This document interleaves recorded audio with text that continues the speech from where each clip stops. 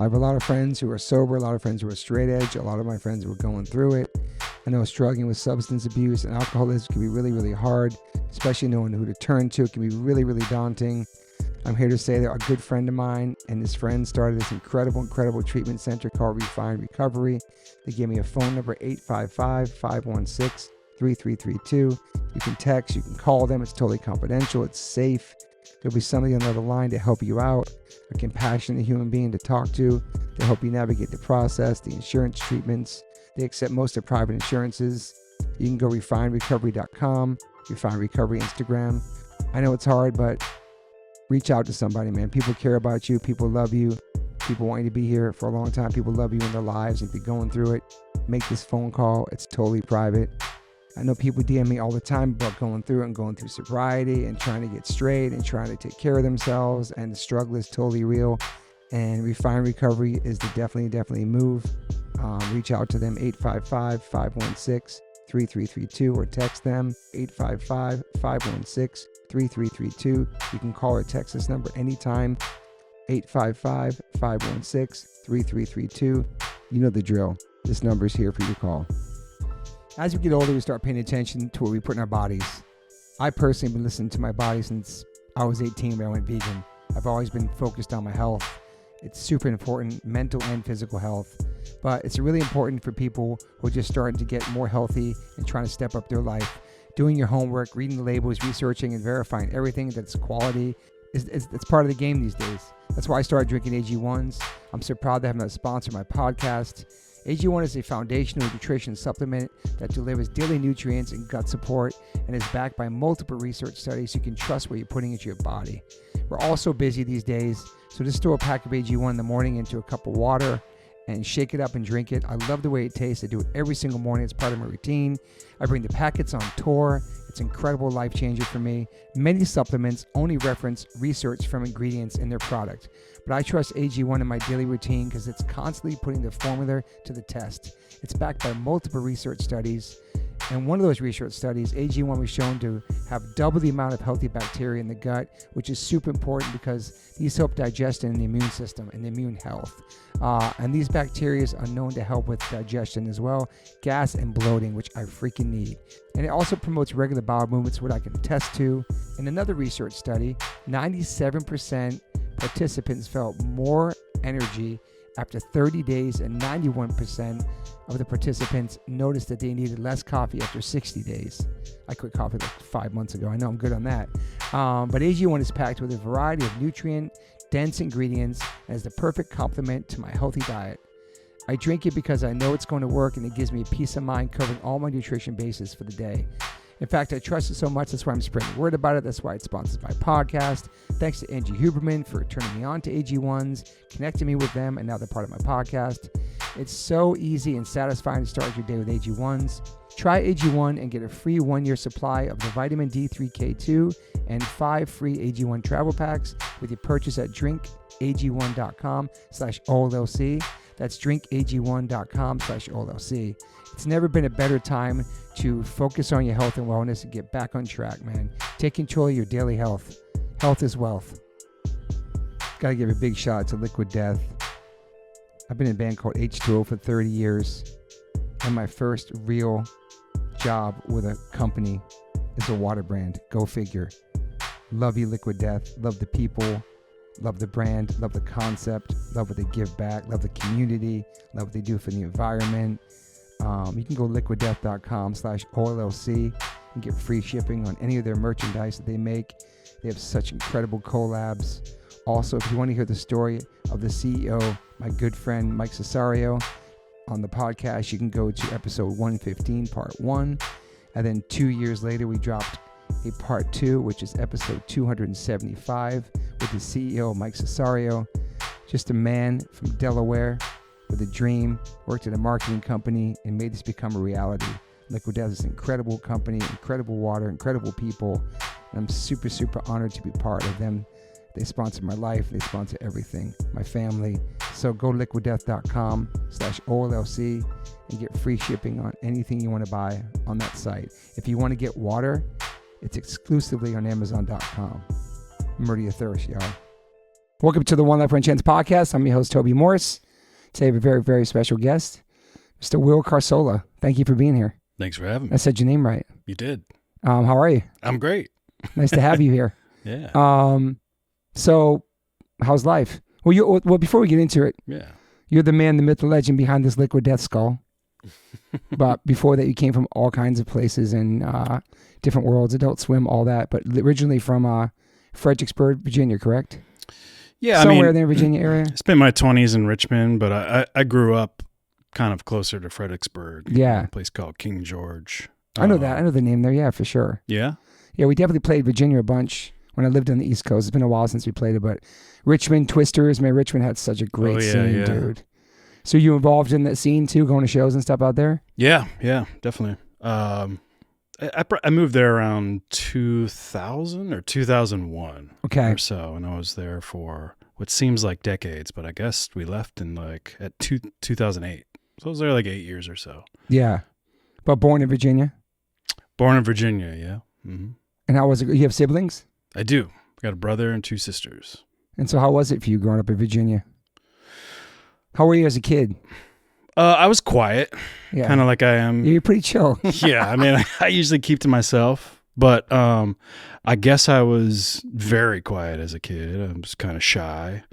I guess, I'm still kind of like that.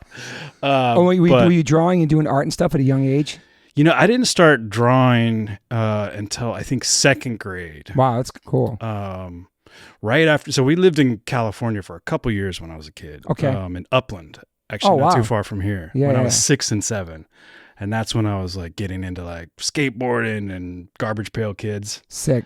And then one day we just moved. We moved back to Virginia. Why'd you come to Cali in the first place? Well, my parents are both from San Diego. Okay. And so all of our family was out here, and I really loved it out here. So when we moved back to Virginia, I was not very stoked. Okay. Because, it was nobody skateboarding, where we moved to. And such different cultures, man. Nobody knew anything about Garbage Pail Kids, and I never skated again after that. Really? Never did, because I just, Did you like the Garbage Pail Kids because of the artwork and stuff? Yeah. Yeah. Yeah, I think a lot of my sensibility probably comes from that. And the skateboard graphics, all that stuff too back then. Yeah, maybe. Too. But I forgot what the original question was. Yeah, just growing up in Virginia and I guess you traveled to California, you got into skateboarding, came back to Virginia. So how old were you then when you moved back? I was 7. Okay. So yeah, and then so you weren't stoked. I wasn't stoked at first, but there's so many great things about Virginia. And I mean, in King George, it was very boring. Yeah. A lot of the times. But now I appreciate that I had that because it grounded me in a certain kind of way. I'm very fond of woods and nature. Yeah. And I think that's largely because, we grew up around a lot of woods. And when I had nothing to do, I would just go out in the woods and karate chop dead trees. Really? That's what I did for fun. Wow. Yeah. That's cool, play in the creek, and it's I think that's awesome. I have a 4-year-old son now, so it's part of me is man, I love it out here. I love California. But I don't necessarily want to go back to Virginia, even though there's so many amazing things about Virginia. But I'm man, this boy needs to be around some nature. Yeah. Yeah. But yeah, anyway, so I mean, you're not a city slicker at all. No. I mean, do you like big cities that you like New York and Chicago and stuff like that, or? I like them, but does it trip you out, all the buildings and stuff? Yeah. It's just so big and so urban. It's crazy. Yeah. I mean, when we were making Mr. Pickles, we made that downtown, and we worked on it from 2012 to 2021. Wow. And did you move to New York for that? No, that was downtown LA. Oh, okay. But as much as I love downtown LA, there's amazing things down there. But it has its own kind of charm and history and grit and grime too. Definitely. Yeah. And we were, right next to Skid Row, and it's just total craziness. Wow, man. But yeah, I mean, I just kind of was craving the trees that I had when I was a kid, So yeah. We live over in Burbank now, and there's trees and stuff like that, but also bears. There is bears? You saw some bears in Burbank? Yeah, we have Burbank bears. Wow. Yeah, so I can't necessarily let in your backyard my son roam around. Yeah, yeah. No way, yeah, dude. I'll walk out the front door. There's a bear, and I talk to it now in the voice of Sheriff from my show, Mr. Pickles. I'll just be like, "Hey, Barry." I call all. Well, there's like 5 different bears. I call them all Barry. Are they big? Yeah, most of them. Apparently, there's 2 newborn baby bears that I haven't seen yet. But this is so sick. I didn't know there are bears out there, dude. I'll just be like, "Hey, Barry, what's going on today? You eating my trash?" And just like, sometimes they'll just like, just sit down and like just enjoy listening to me. Like, do you get that close to me? You can't get that close. It's too dangerous. The closest I've gotten is like from here to that wall. Yeah. It's like 6-7 feet. Damn. That one was still kind of a cub, but it did lunge at me when I got that close. It did? Wow. But even the mama bear, you'd think she would be the scarier one, but no, she actually loves hearing me just talk to her in Sheriff's voice the most. That's incredible, man. So you have this bear bond in Burbank. Mm-hmm. This is like a whole show in itself. Yeah. The bears of Burbank. It's crazy. Because where do they go? Okay, there's woods out there, obviously, and then they go. They don't have to cross any highways or nothing like that. Like I think about in the city. No. Wow, dude. But yeah, I'll be in work meetings or like Liquid Death and be like, "Oh, hold on 1 second. There's a bear right outside my house. I gotta go check on things." That's crazy. But do you film them too and stuff, or like take pictures of them? Oh yeah. That's cool, man. That's really crazy. So there you go. So you got some nature and some wild in Burbank. Yeah. It's pretty interesting. Were you going to shows at a young age too in Virginia? Like, what was like your first like, exposure to like live music or music in general? Well, I kind of had a sheltered childhood when it comes to like, especially when it comes to like, say, punk rock. I didn't really find out about punk rock until when? How old were you? Until like 20 or 21. Oh, really? Yeah, I mean, until I moved to Richmond, really. Yeah. I mean, I knew of some punk rock and some metal, but like largely like any of the music that I knew was music on the radio. Okay. Were your parents playing music in the house and stuff? Yeah, they would play like oldies and stuff. But it wasn't until probably when I moved to Richmond that I was like, oh, there's this whole other sea of music. Yeah. And it's not in the radio. Yeah. And Richmond had so much, it's had such a great music scene. Yeah. Municipal Waste come out of there. That's Lamb of God. Avail. Avail. Dude. Oh, Guar's from there. That's right. Guar, yeah. So wow. Richmond is like, very special place to me for a lot of reasons. And one is that it exposed me to a lot of things that I feel like I couldn't live without now, those experiences. Yeah. And, I learned a lot about art and all kinds of things. Yeah. How were you in school? Did you play sports or anything like that? Or? Yeah. I mean, I was like the artistic kid until end of middle school, and I got bored with art.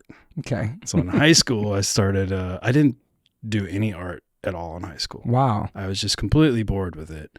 And I did do sports. I was on the basketball team. I was the runner, the mile runner. Cross country stuff? Yeah, cross country. Yeah. And then after high school, I was like, what am I going to do now? Oh, yeah. So you had no goals when you were like senior or anything? Yeah, I didn't know where I was going, what I was going to do. And then I was like, oh yeah, I can draw, I think. So I took a class at a community college, and that lasted 1 semester. And then I was like, I need to take a break already. Wow. So then I wound up spending 9 months at this random marina called Coles Point Marina, middle of nowhere. Okay. And living on sailboats that weren't in the water. And like, how'd you end up there? I just went to some party there when I was like 19. And never came back. And they're like, hey, we have a job opening. I was like, okay, let's do it. So watch these boats. That's what you did, kind of? Mm-hmm. Boat security? Kind of. Yeah, I would live on this one like 45-foot long sailboat. What? It was on land. It was in a boatyard, and it was my job in the morning to scrub the hull of it, I think. Get all the barnacles off of the barnacles. It was a strange point in my life. But how old were you then? Like it was 19. Yeah, 19. Yeah, and then I wound up painting murals in the restaurant and the bar. Okay. and then wound up living on another boat, and then in a tent in the woods. Damn. We had an extension cord like going across the road so that we could have a fan going in the summer. It was crazy. Wow. So you really are on the woods, man. It's cool. Yeah. And then after 9 months of that, I was like, what the hell am I doing here? And then I went back to art school, went to Savannah College of Art and Design for a year. And then I settled in Richmond, went to VCU, and then dropped out my senior year to get into like video editing and stuff that, you know, they weren't really teaching there, but I wanted to teach myself. So, what kind of videos? Music videos, stuff like that? Or? Music videos, yeah. I actually did Lamb of God's first music video. Oh yeah, Lamb of God's from Virginia, duh. Yeah. Shout out to Lamb of God. I did. He's the best. Avail's first music video, Municipal Waste's first music video. That's so cool. So a lot of like the early editing that I was doing was like either sketch comedy with my friend Dave Stewart, who co-created Mr. Pickles with me, or music videos, skateboarding videos, all things Richmond basically. Yeah, were you skating too? I wasn't, no, but I would videotape and edit and yeah. That's cool. So Richmond's like really where things started happening. Yeah, definitely. Probably open your mind to a lot of things moving there too. Because even though it's Virginia, it's a big city coming from where you came from. You know what I mean? It's more like right? For sure. Yeah. And, but I also appreciate like the small town that I grew up in a lot of ways. Like the show Mr. Pickles is, based in an old town. Yeah. And I based so much of that show off of the old town that I grew up in. And then an even older town that I lived at till I was 5. It was kind of trapped in time, this place. Is that the one, the haunted house one kind of? We lived here like some ghosts? Yep. Wow. Yeah, that's crazy. I have it in my notes because I saw a clip about that the other day. Like you already told on one podcast, but it's not this one. But like this 1860s house you lived in, correct? Mm-hmm. Like a disbodied, a body with no head, kind of. Yeah. So I was, I was laying in bed, and next thing you know, in the corner of the room, how old are you then? I was 4 or 5, and there's just this green floating head. It had long black hair, shadows cast across its face, fluorescent green. No body as far as I could tell. And it was just looking down at me, saying something over and over in another language. And I just remember holding the blanket above me and like hoping it would not see me breathing and go away, and it didn't go away. Felt like hours of this, but then at some point I guess I fell asleep. It only happened one time? As far as I know, but I every once in a while I'll start talking about it with my mom and dad, and the last time I brought it up with them, they said, "Oh yeah, you talked about seeing things like that all the time." I was like, "What? Like what else? Like what?" And, "Oh, I don't remember." It's like, tell me, I want to know. So it happened more than once for sure. I mean, apparently, but that's the only one I remember. And in fact, I actually forgot about it for a long time, like over a decade. Wow. It just blocked kind of it out somehow. Blocked it out, and then. Because I remember moving from that house in Virginia to Upland. Yeah. Moved there when I was like 5 or 6, and like playing in the yard, reciting whatever the sentence was that it said over and over. So it was definitely, it had an impact when I was a kid. I wonder what it was saying. Me too. Damn. But then my memory of it, it disappeared after that. It might come back. Yeah. Like what it's actually saying to you, actually. Yeah. Yeah. I've wanted to try hypnosis. Yeah, something could bring it back, probably.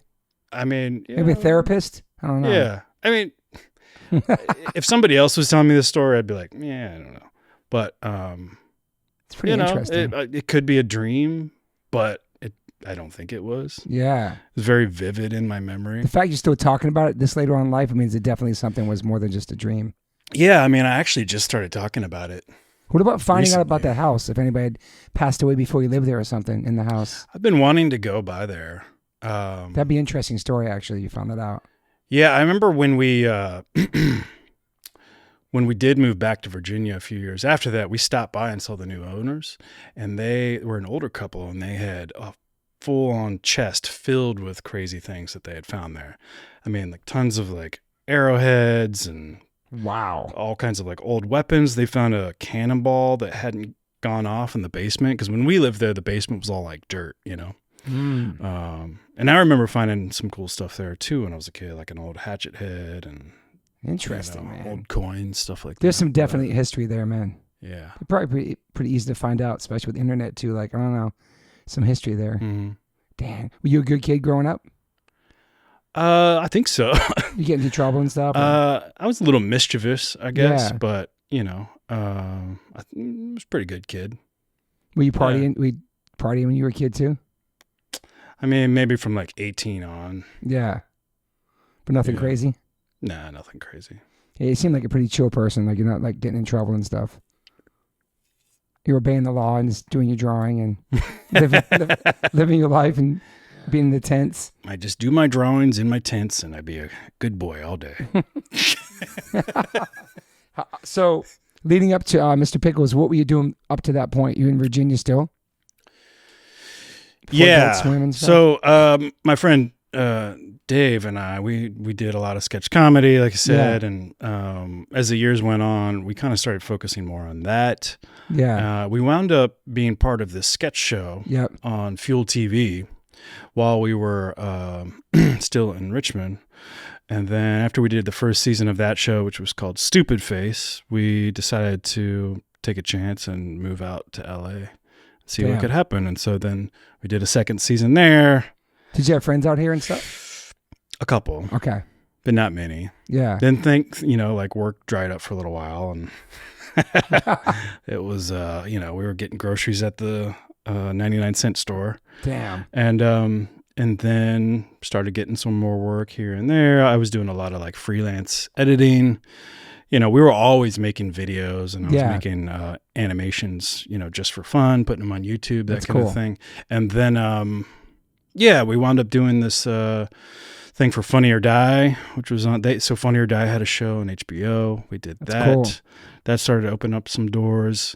Then we wrote on Nick Swartzen's show, which was on Comedy Central, Pretend Time. And then,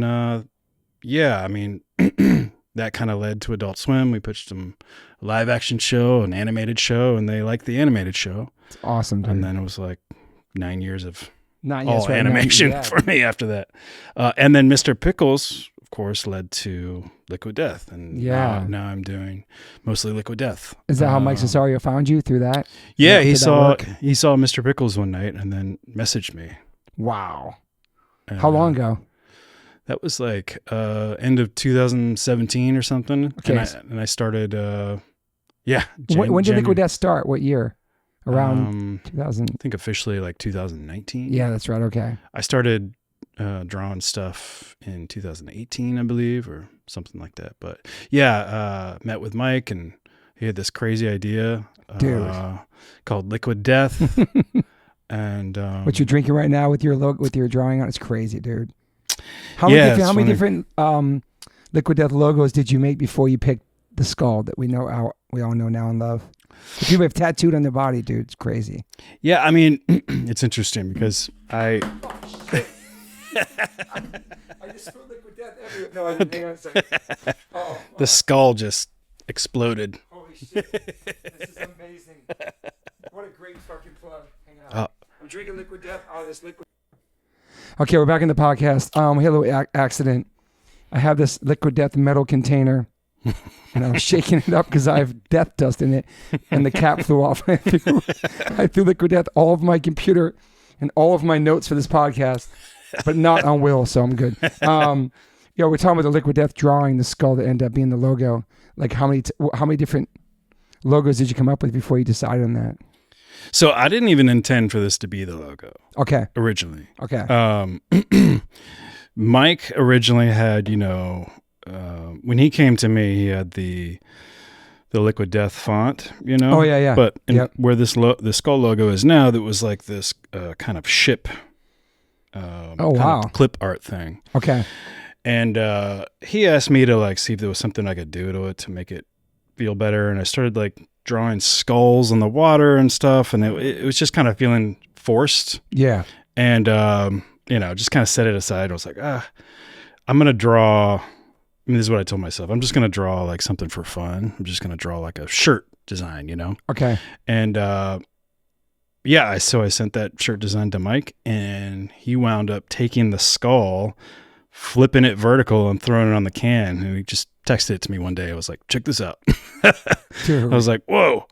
And that's crazy. Interesting thing about that is that, you know,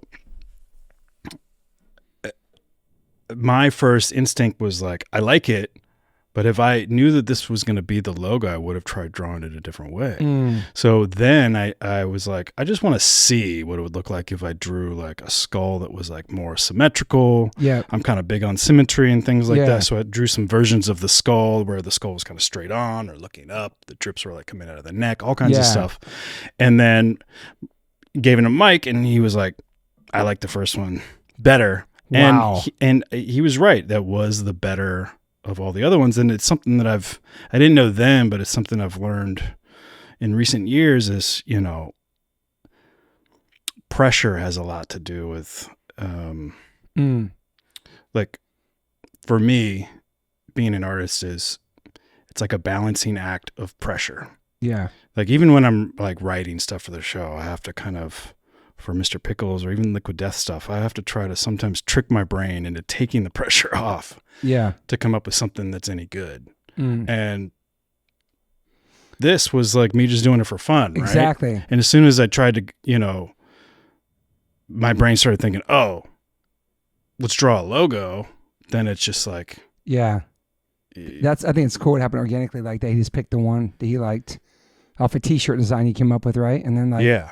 So then moving forward, all the other stuff you do with Liquid Death, do you feel pressure to do it since you did do this main logo for Liquid Death or not? No. Yeah. No. It's so sick. It's just so simple, but it works perfectly. You know what I mean? Like I don't know. It's crazy, man. Yeah. I mean, it was like the first idea that popped in my head was like, all right, let's draw some of these skulls that I've been liking drawing for a while, but let's make them drippy like water. It's Liquid Death, literally. Is it crazy to see people getting this tattooed on like their head, their hands? Yeah, their neck? It is a little crazy. Crazy, dude. I mean, it's crazy seeing, you know, this everywhere I go now. Yeah. But because were you hired to draw the Liquid Death logo, or you just working stuff out, Mike, just coming up with cool ideas? Nothing was said like, yo, you're going to be the one to design, like you said. No. I mean, he just... T-shirt and he picked it. I mean... It's crazy, dude. I don't know if I had a specific title then. Yeah. You know, I was kind of part-time. Okay. Because I was still making Mr. Pickles and a spinoff show, Mama Named Me Sheriff, after that. But, yeah, I know Mike was like, all right, we got lunch. And he said, here's some more about this idea. You know, the tagline is, the slogan is murder your thirst. I need help visually coming up with a way to, you know, portray that. Like, how do you show murdering your thirst? So that was the second thing I did. So genius too. Was the Murder Man. Oh, yeah. With the can for a head. Dude. And it's like, I just sketched up this like, it's so good. This random idea that popped in my head and sent it to Mike. And, you know, I'm also kind of like feeling out like, is he going to be shooting down most ideas? You know? Yeah. Is he, and he was like, cool. I was like, all right. So I love how big it is and how punk it is and how independent it is. Obviously there's people who are invested in it, but it's like not corporate. It's huge, but it's not like you can be so creative with Liquid Death, dude. There's so many cool collaborations coming out. There's so many cool art coming out with it and crazy video commercials and just everything's so like, it's so punk to me. It's so like, who gives a shit kind of, you know? This is what we do. Yeah, it's been really fun for sure. And if you don't like it, whatever, it's water. Like just making the greatest hates records, like those, like people taking negative comments and making songs out of them. It's so genius, dude. Like everything's so genius about it. And it's just marketing, man. It's like, I think what, like Mike made like a YouTube video about this product it didn't even have. It kind of went viral, right? Kind of. You were around for that, right? I believe I was. Yeah. Yeah. It's so crazy. Yeah, that was early days for sure.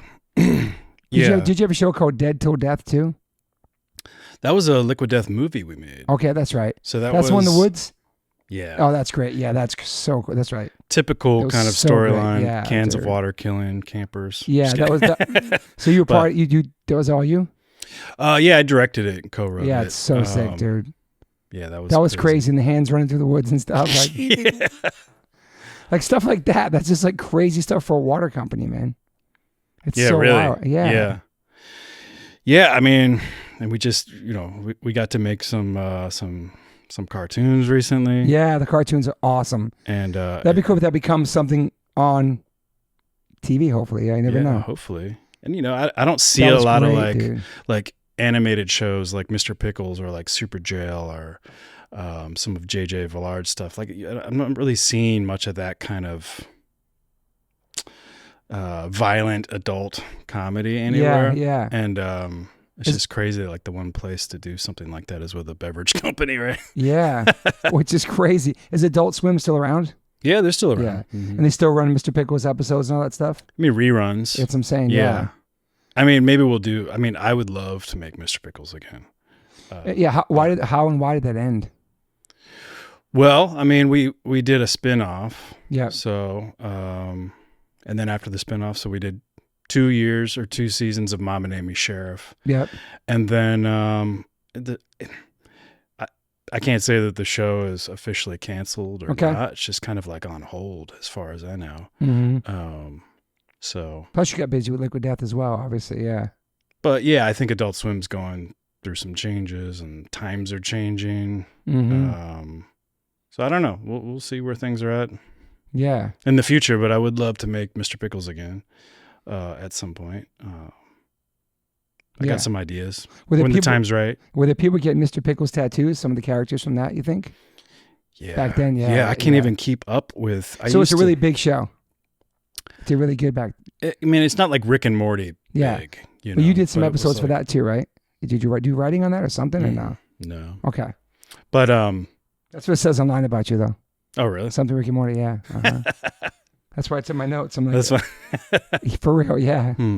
Maybe I blacked that part out. Maybe we'll come back like the ghost. In 10 years, it'll come back to me. But so you're a creative director at Liquid Death? That's your job. That's awesome, man. Yeah, and it's funny because I do a lot of the same stuff I did on Mr. Pickles, which is just drawing and writing weird, crazy shit. To do that, like that's such a cool. Do what you love. That's awesome, man. Yeah. So that's like full time for you, obviously. Yeah, it is. And you're always coming up with new designs and merch and all that stuff with Liquid Death and everything.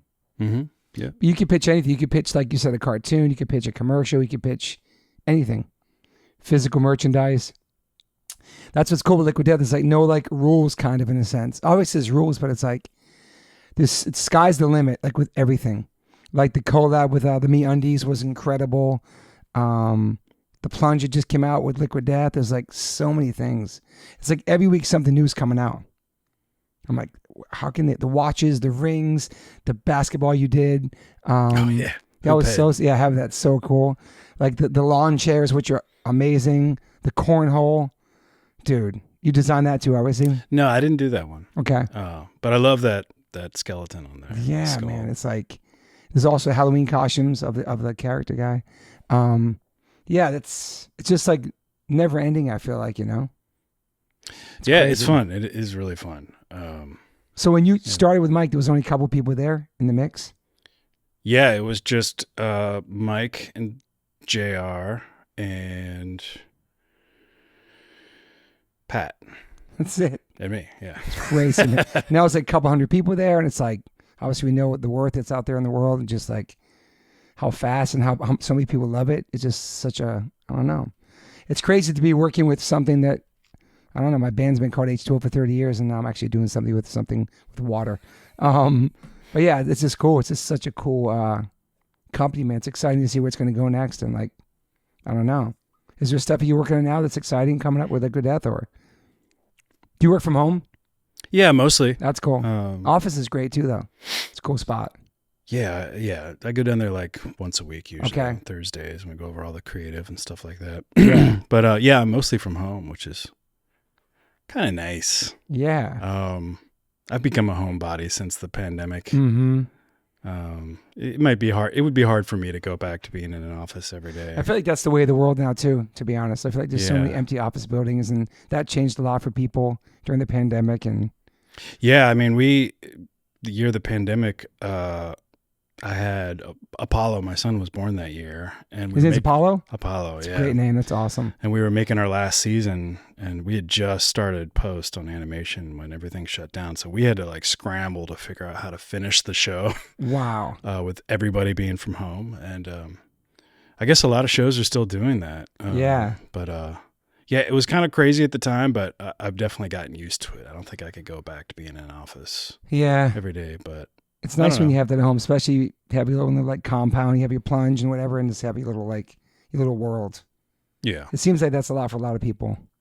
Yeah, I mean, I've always daydreamed about being like a hermit in the woods, and now that I have a kid, I don't think I can do that, but nor do I really want to anymore, but this is kind of as close to that as possible for me right now. Yeah, man. Just, living in the woods with some bears. Which you have at your house, Burbank Bears. Yeah. You know what I mean? That's crazy. So you kind of have both, the best of both, I guess. Yeah, right? Yeah, it's weird. It's like bears walking around, and then like a mile and a half down the road, there's a mall. That's crazy too. Yeah. Do you love Cali though? I love California. Yeah, me too, man. Yeah, I feel like it's in my blood. Mm-hmm. I mean, all my family's from here, but like I was saying, when I was 6 and 7, I don't know, I was starting to become myself as a kid, Yeah. And so LA, California, Southern California, all of California, really. Yeah. I just love it. I've never been up to Oregon or Washington, and it seems nice there. I've traveled. I've been there before. It's beautiful there. I really want to go. I know. I could see you in Oregon, to be honest, dude. Yeah.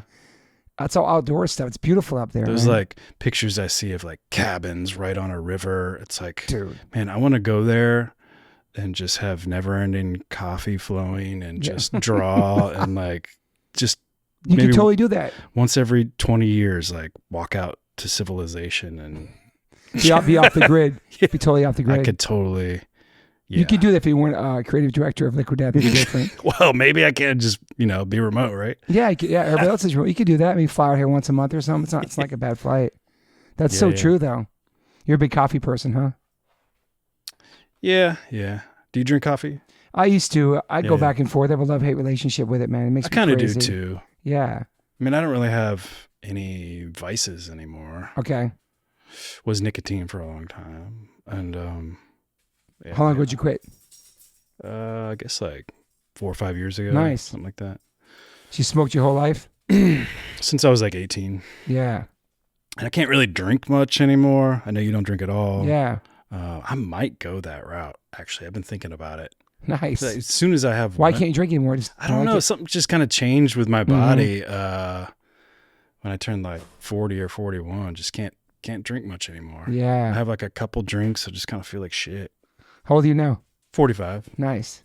Yeah, man. But I don't know. We'll see what happens. Are you exercising too? Like, what's like a day in the life of you?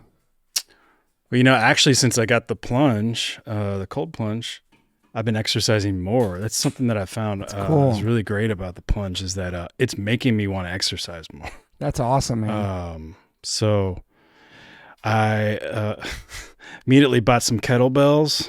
Nice. And then canceled my gym membership because I never go there. Yeah. I'd rather just like do a plunge in the morning or early afternoon and then warm up with a little kettlebell.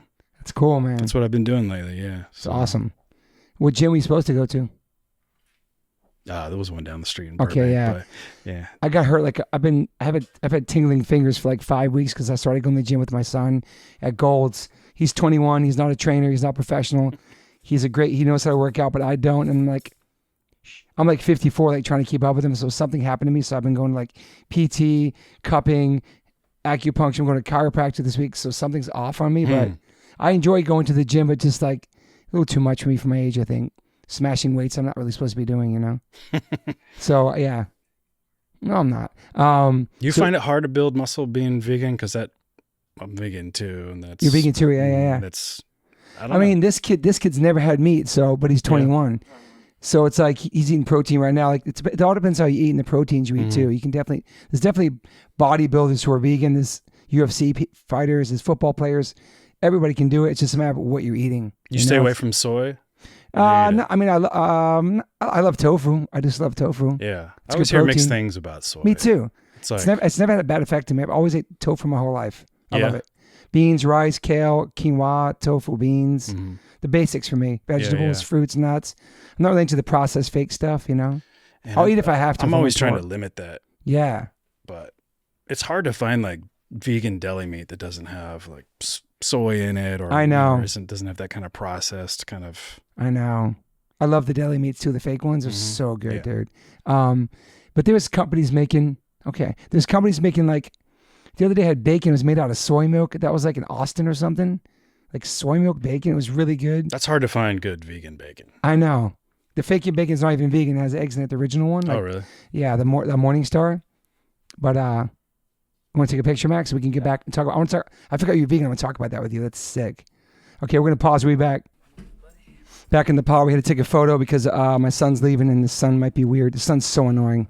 So veganism, it's so interesting because you're such an outdoorsman. You're from Virginia, so there's all the stereotypes. You have a big beard. You like skulls. So the average person wouldn't think like you're a vegan, probably. You know what I mean? So what inspired that? And how long have you been like that for? I think I quit eating meat like 17 years ago. Oh, wow. And a couple years after that, became vegan. So maybe 15 years or so. And what was the reasons for that? Just like animals. Yeah.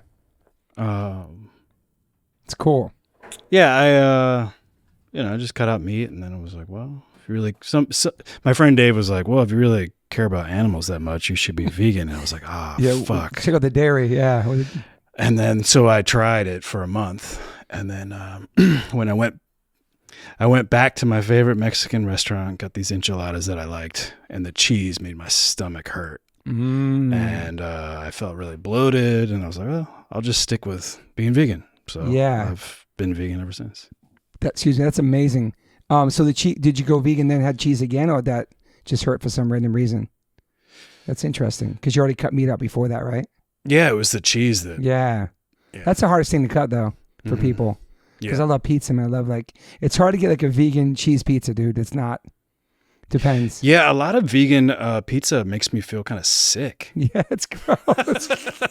Unless you get it with no cheese and just vegetables, I don't know, it's kind of weird too, though. But every once in a while, there is a really good one. Totally. And there's so many options now, man. It's crazy. Oh, man. yeah. And back then, that was 15, 17 years ago.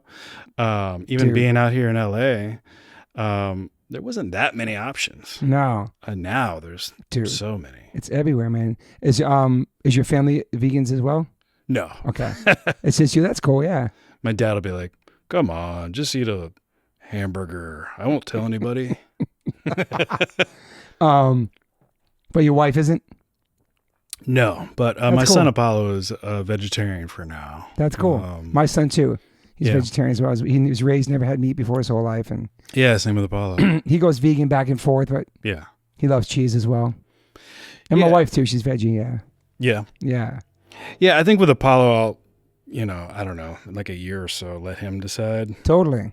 But we'll see. So he knows where animals come from and all that stuff. Yeah, he's what is what? Yeah, I mean, he's starting to ask a lot of questions about it. Yeah. And so I try to tell him about it, but also tell him not to be like, look, Apollo, most people eat meat. Yes. So you just have to understand that just because you don't put judgment on other people. Absolutely, dude. Yeah, man. I don't want to teach him anything like that. Same. And, but. That's never been my approach. I'm always like, same. Forcing things on people is not cool. Right, I agree. Try to lead by example and, inspire people and send them stuff they want to see something, but shove it down people's throats doesn't really work, No. But there's so many incredible documentaries that people can watch and see stuff about it, I think that was one of the things that actually made me go vegetarian at first was seeing one of those videos, Oh yeah, dude. Slaughterhouses and stuff, and it's gnarly. Yeah. You ever been to one? No. You? Yeah, we used to do these vigils outside of this place downtown. It's not there anymore. Farmer John's. It just got shut down the past year, which is a big success. But we used to have these pig vigils there where the trucks would come. The police would be there. They stop the trucks. You give water to the pigs before they're slaughtered. Sometimes you sneak them apples. It's like their first and last encounter with a human that's not trying to hurt them. It's so fucking heavy because you're getting water, you're petting them, they're getting apples, and then 25 minutes later they're being prodded, and whatever happens in there, it was pretty brutal, dude. I went a couple of times. I was like, this is not going to make me be more of a vegan. It's going to make me more fucking depressed because I can't do anything to stop this at this moment. My son's like, let's jump over that saber pig. I'm like, you can't do that. But like, yeah, it's pretty intense, man. Pretty intense. But that place got shut down. It was like, that's where they make all the Dodger dogs. Literally, it's like thousands of pigs a night. It's crazy. Wow. And it's right by this place, my friend's place, the Hundreds. So it smells so bad in that area downtown. It smelled so bad, bro. Does it still smell there? Yes. Wow. I would bring my non-vegan friends to check it out, and they'd be like, this is crazy. It's cool to bring people that don't know nothing about it, see where the stuff's comes from. But yeah, it was pretty gnarly, dude. Yeah. Sounds like it. Yeah. But it's just interesting if the world would actually see something like that or watch one of these docs and just see where their food came from. I don't know. I think more people coming out of the pandemic are more open-minded to this kind of lifestyle, I think. Yeah, I mean, health and stuff. A lot of people just don't want to see any of that stuff, you know? And I remember that's kind of how I was. It was like, once you see it, you can't unsee it. Yeah, that's what. Do you know what I mean? Me. Like, yeah, it's hard for people to like, okay, I'm still going to order this burger. But once you see it or like go there or something, it's just like, it's crazy. But that's just how we're society or whatever. It's the norm, you know. We're supposed to have our 5 food groups and our proteins and all this stuff, you know. Man, I ate like shit too when I was younger. Like when I was in my early 20s, like talking about old Richmond days. Yeah. I had no idea that eating fast food every day was bad. Mm. So like me, like, you know, cutting out meat and dairy probably, well, definitely like helped me health wise over the years. I probably would have been eating crap still if it wasn't for that, you know, because but you didn't know any better. You can still find unhealthy vegan food, right? Totally. It's so easy to be a junk food vegan. Dude. Especially with the pizza. Yeah. Stuff like that. And the fake meats and the hamburgers and all that stuff. Yeah. Which is good. I mean, I've definitely eaten too much of that from time to time and can start to feel it. And then I'll like go raw for a little while. And then, but yeah, man, I ate awful, you know. It's crazy when you have to cleanse yourself from vegan food. Yeah. You know what I mean? Because it's like overprocessed. But I loved the Impossible when it came out, the Beyond. I still love that it's out. There's options at like all around the country. There's options for people to try veganism without having like a dry ass Boca burger from the 90s. It's like a hockey puck with no taste. So I appreciate that they made something that's for people, for that kind of meat. For me, it's like, it's for people who are thinking about trying something vegan, right? So it's got that familiar taste and texture. And it's great, and they get to try that. Okay, well, I could probably do this. It bleeds beet juice or something like that. Yeah, right? bro, it's crazy, dude. I remember trying that. I was probably one of the first people in Los Angeles to try it. My friend Chef Tall from Crossroads, he was a part of helping that company make that. And we were at this house way before it came out at a barbecue before the pandemic, and there was a pile of this red bloody meat on the counter. He's like, "I'm making you guys something today." I'm like, "Dude, what is that? What is that?" He's like, "Don't take a picture of it. Don't tell nobody about this. I'm going to make you this burger." It was so gross. And I was like, okay. And he's like, "Dude, this is all vegan." I'm like, "What?" Starts telling me about the beets and all this stuff and the texture. And he made us these burgers. And it was just, it took me back to the 80s when I had a burger. You know what I mean? Like I bit into it. I was like, holy shit, dude. This is going to change the world. He's like, "I know. It's called the Impossible Burger." I was like, holy shit. And so I had like 4 that day. I was like, dude, this is crazy. But then it came out like maybe a year later. It was nuts, man. Just like having that first burger. I was like, wow, dude, this is like revolutionary. Wow. And then Beyond came out, which is like gluten-free and soy-free, which was better for my stomach. I quit wheat like 3 years ago or something. Changed my life. Is that making a difference? Because for me, it did. I keep thinking that I should do that, but I did try gluten-free once, like a couple years ago. Yeah. And the reason I stopped after like a couple days because it was terrible. Was because I went out to eat and I realized I just didn't want to be the guy who was like, "I'm vegan and gluten-free." Right. It's it was the like worst. I remember like seeing this look on the waiter's face. I was just like, oh man.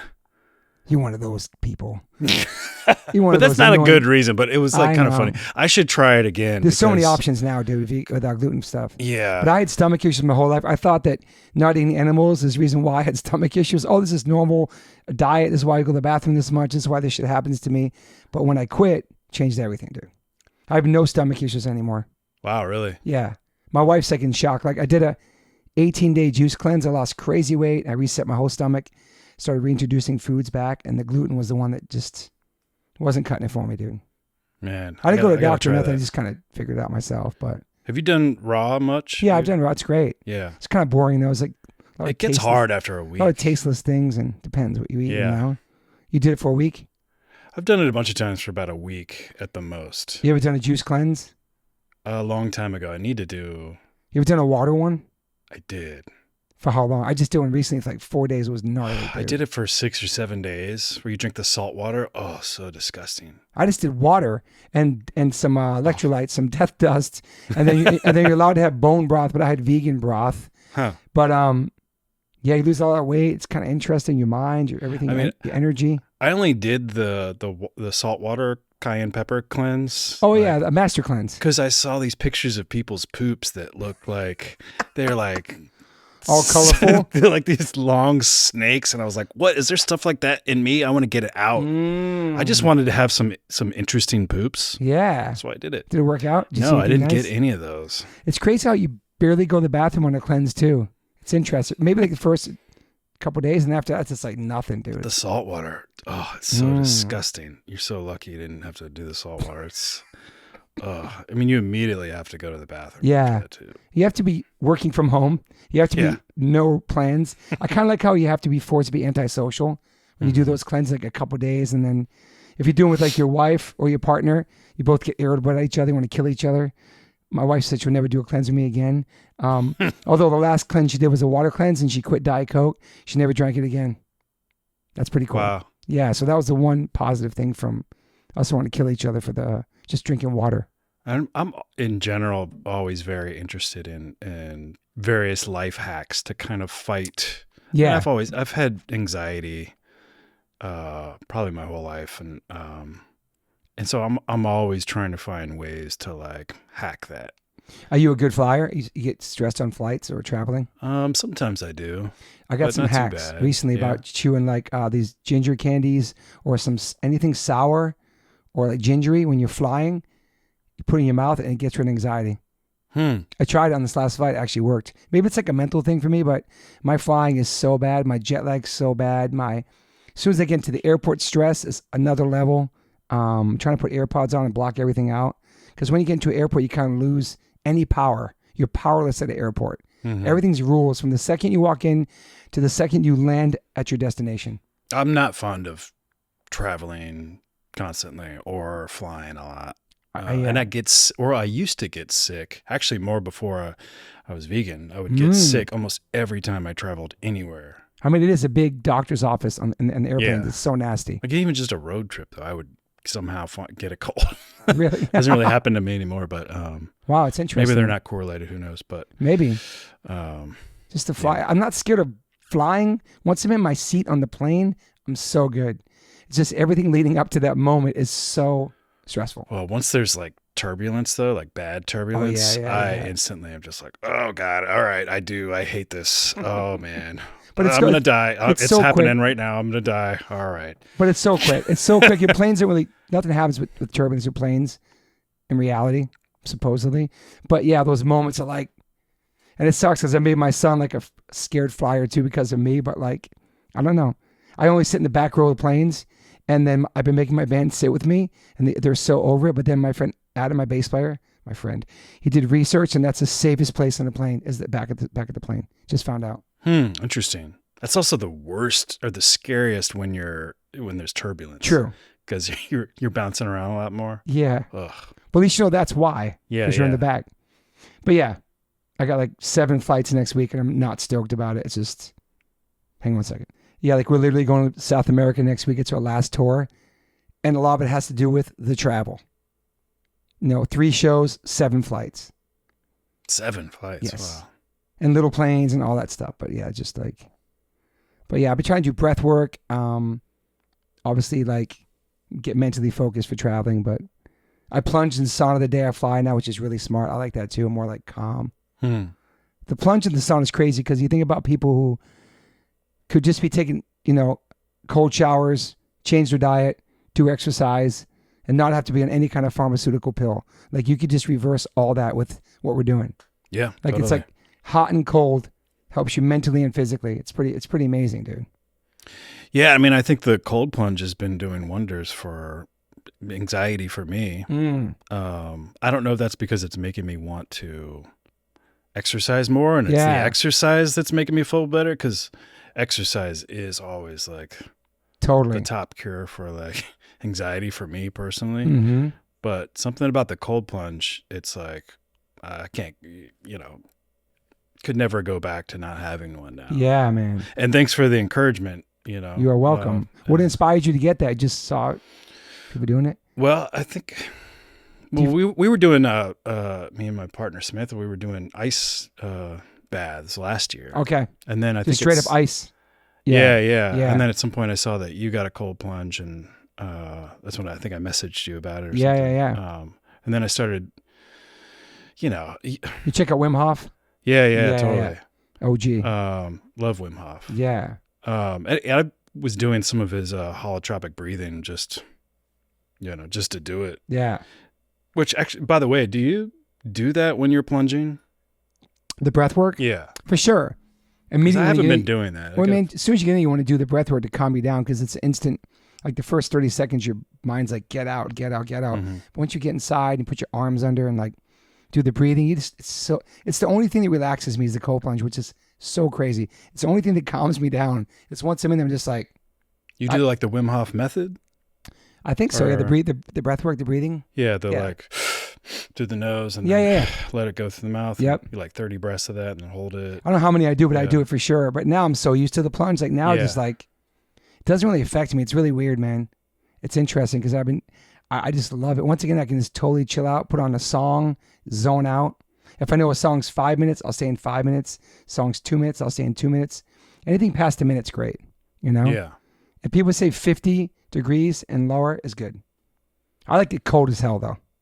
Yeah. I want to be shocked. So we were doing these ice baths, and the whole time I was like, this is probably the same as the cold plunges, which get down to like, 30s, right? 30s, yeah. And as soon as we got the plunge, the all-in model, dude, we were like, Samantha wanted to put it on 50. I was like, what? No, we got to get it down to 37. She was like, trust me, it's going to be colder than you think. And we got in at 50, and it was so much colder than what we had been doing with ice. Because I guess, the ice melts, you warm up the water. It is interesting, yeah. So 37 was way colder than 50. It's pretty brutal. Now I only do 37, but it was pretty hard at first. I mean, it's always hard, actually. Even like it always sucks. It always sucks. Even like 41's pretty easy compared, Yeah. But they do say 50 is okay, but like I feel like I'll just get in a regular bath and do that. But yeah, I like to like kill myself. Like the whole point of it is just I like that high. It's such a crazy high, dude. But you have no sauna set up yet, so you're straight up gangster. You're straight up going in the cold only. Oh man, it's hard. Sometimes I'll just stand out there and stall for like 10 minutes looking at this thing. Worse. That makes it worse too. I'm just like, I should probably look at my phone. You dunk your head? Yeah. It makes it easier, dude. It's interesting. If you dunk your head first. That's what I do every time. Yeah, dude. Just get it over with. Totally. Yeah, because some people just kind of inch in. That's the way by the way, I hate cold water. Same. And now I like crave it. Wow. But whenever I would get in the ocean, I would always kind of just inch in a little bit, and it's the last thing torture. You do is your head usually, if you even do that. Yeah. So now I just kind of go in as fast as I can, get under as fast as I can. Do you think it's helping you with your creativity? Your focus? I think it's helping me with. Well, it's funny. I used to be like a night owl. I would do all of my like writing or drawing or editing, whatever I was doing at night. And now I'm a morning person, so I try to get it all done, with the first cup of coffee or whatever. But then, come around like noon, 1 or 2, usually after I eat anything, I start getting a little tired. And so this is like giving me that like instant, just like, I'm ready to do more stuff. So that way it is helping my creativity for sure. I'm sure it's helping in other ways too, but you sleep probably too. Yeah. Sleep better. I feel a little clearer. Yeah. I'm curious how it's going to, how the sauna is going to affect any of this. Yeah. Because some people, say, do you end on cold? But you're ending on cold because that's all you have is cold. Mm-hmm. So like with the sauna, some people end on hot. Like you go like 1 or 2, 3 times. Oh, really? Yeah. And if you want to end on cold, like just stay jolted for the rest of your day, that's what people do. But you're already doing that. It's crazy. Oh, I was going to a Wii Spa for a long time, and they would have a cold plunge there. Okay. Yeah, and it was recommended there. It was a Korean spa called Wii Spa. You ever been there? Yeah. Koreatown? Was it clean? Was it nice? Yeah, it was great. And but I would always end on the cold tub. Yeah. I would always leave feeling like, wow, I feel so great. I'm pretty sure now that it was just because of the cold tub. Yeah. And I would only spend like 30 seconds in there back then. I could not do it. They say you burn more too if you end on cold because your body's like warming up and like Mm-hmm. burning and stuff. It's interesting. I'd love to like somehow measure what happens when we go in the plunge and the sauna and mental and physical. And I love to like kind of see what's really going on, you know, because the combo is the real key. It's like beans and rice, perfect protein. So it's like we do that together. It's going to be way different for you. The hot and the cold. Like I can't wait. I know, man. You got to get that sauna set up. How hot does yours get? 250. 250, damn. Yes. Yeah, man. That's it's pretty hot. Pretty hot, dude. I love it. It's hot. Yeah. And then so back and forth, it's like, I was doing a thing where I was making my guests go shower first. But now I don't care anymore because like the new plunge recycles water every 15 minutes. The all-in-one super recycles.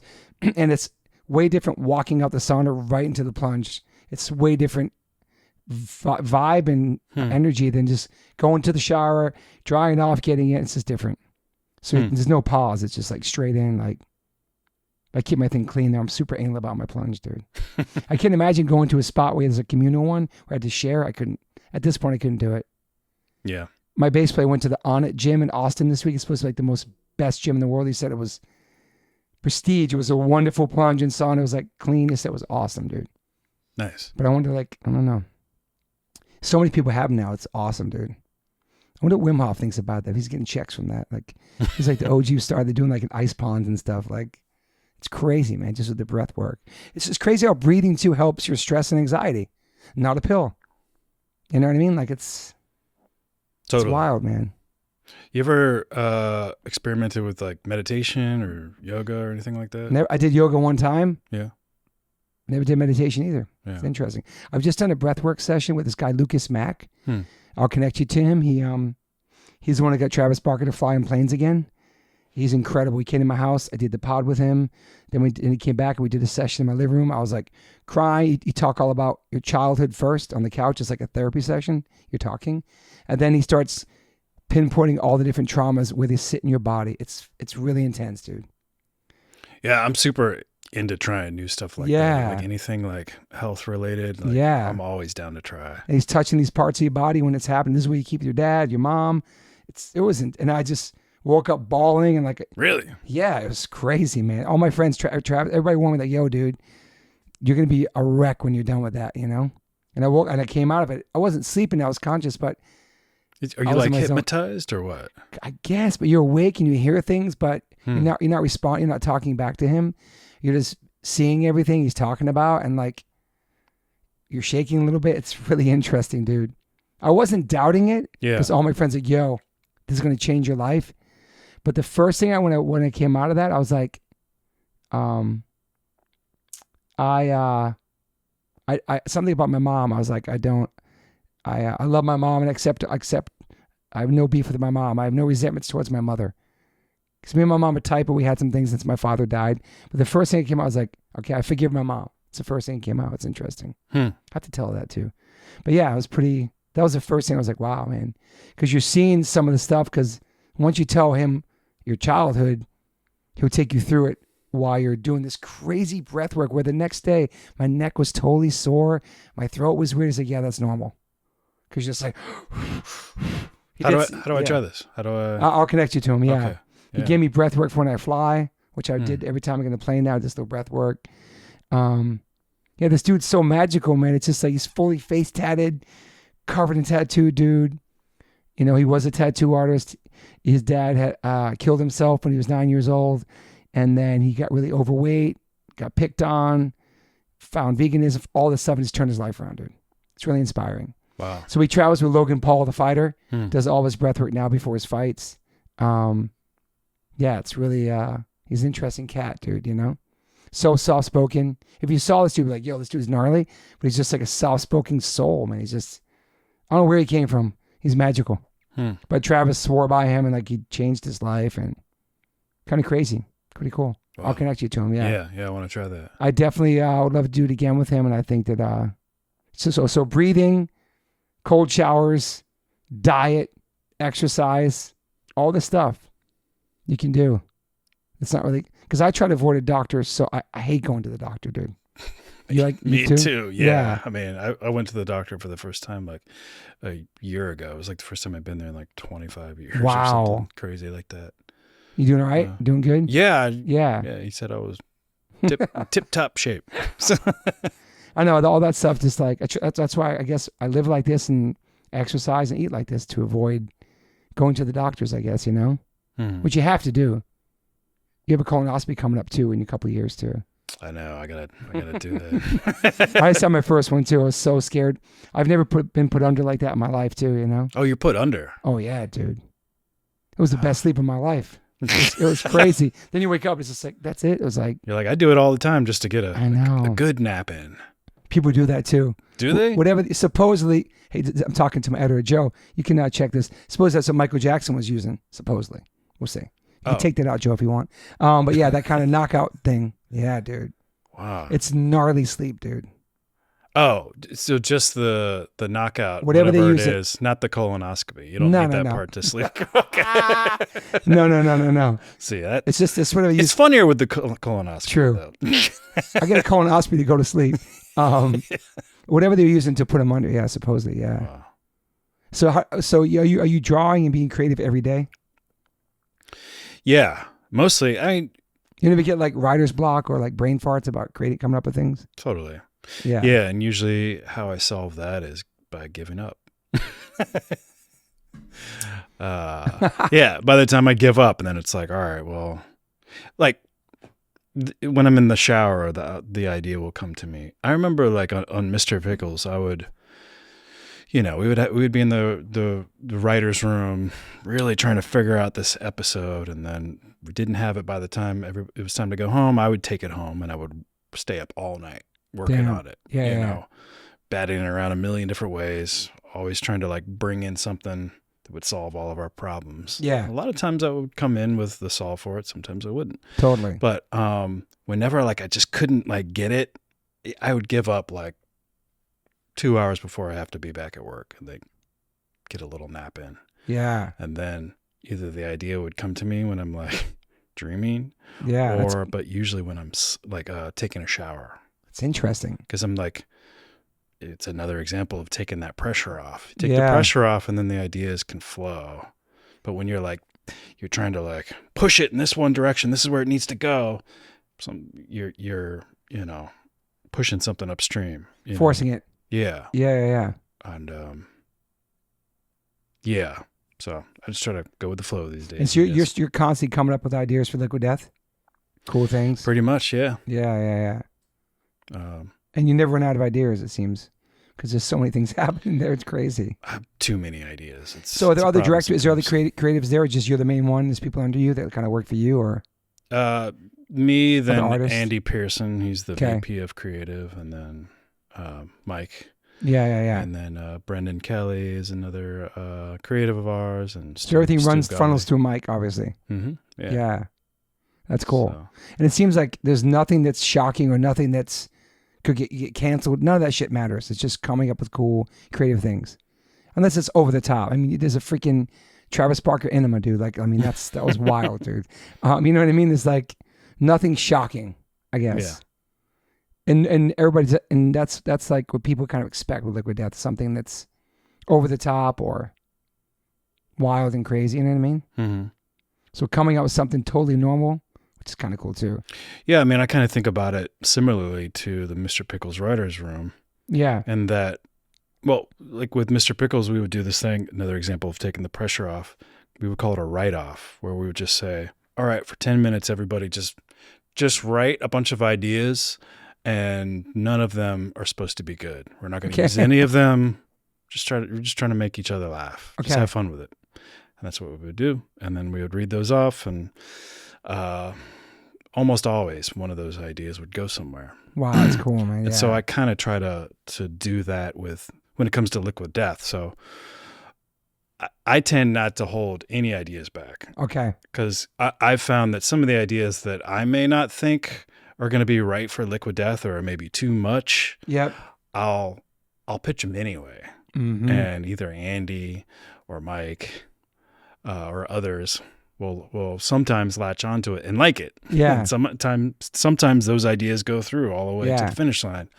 And so, yeah. That's cool. I mean, it's like the skull on the can. It's like that was a t-shirt design. Right. That he didn't like the whole design. He took the one skull out and put on the freaking can. That's it. There it is. It's crazy, dude.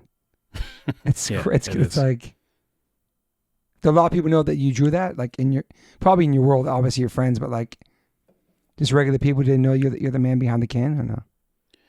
Yeah, I mean, I used to be more known for Mr. Pickles, but it's starting to really be more Liquid Death these days. Yeah. So yeah, I think so. Where does the character Mr. Pickles come from? How did that name come up in that? Well, that came from that write-off process. No way, dude. Yeah. Just a concept about... Yeah, so,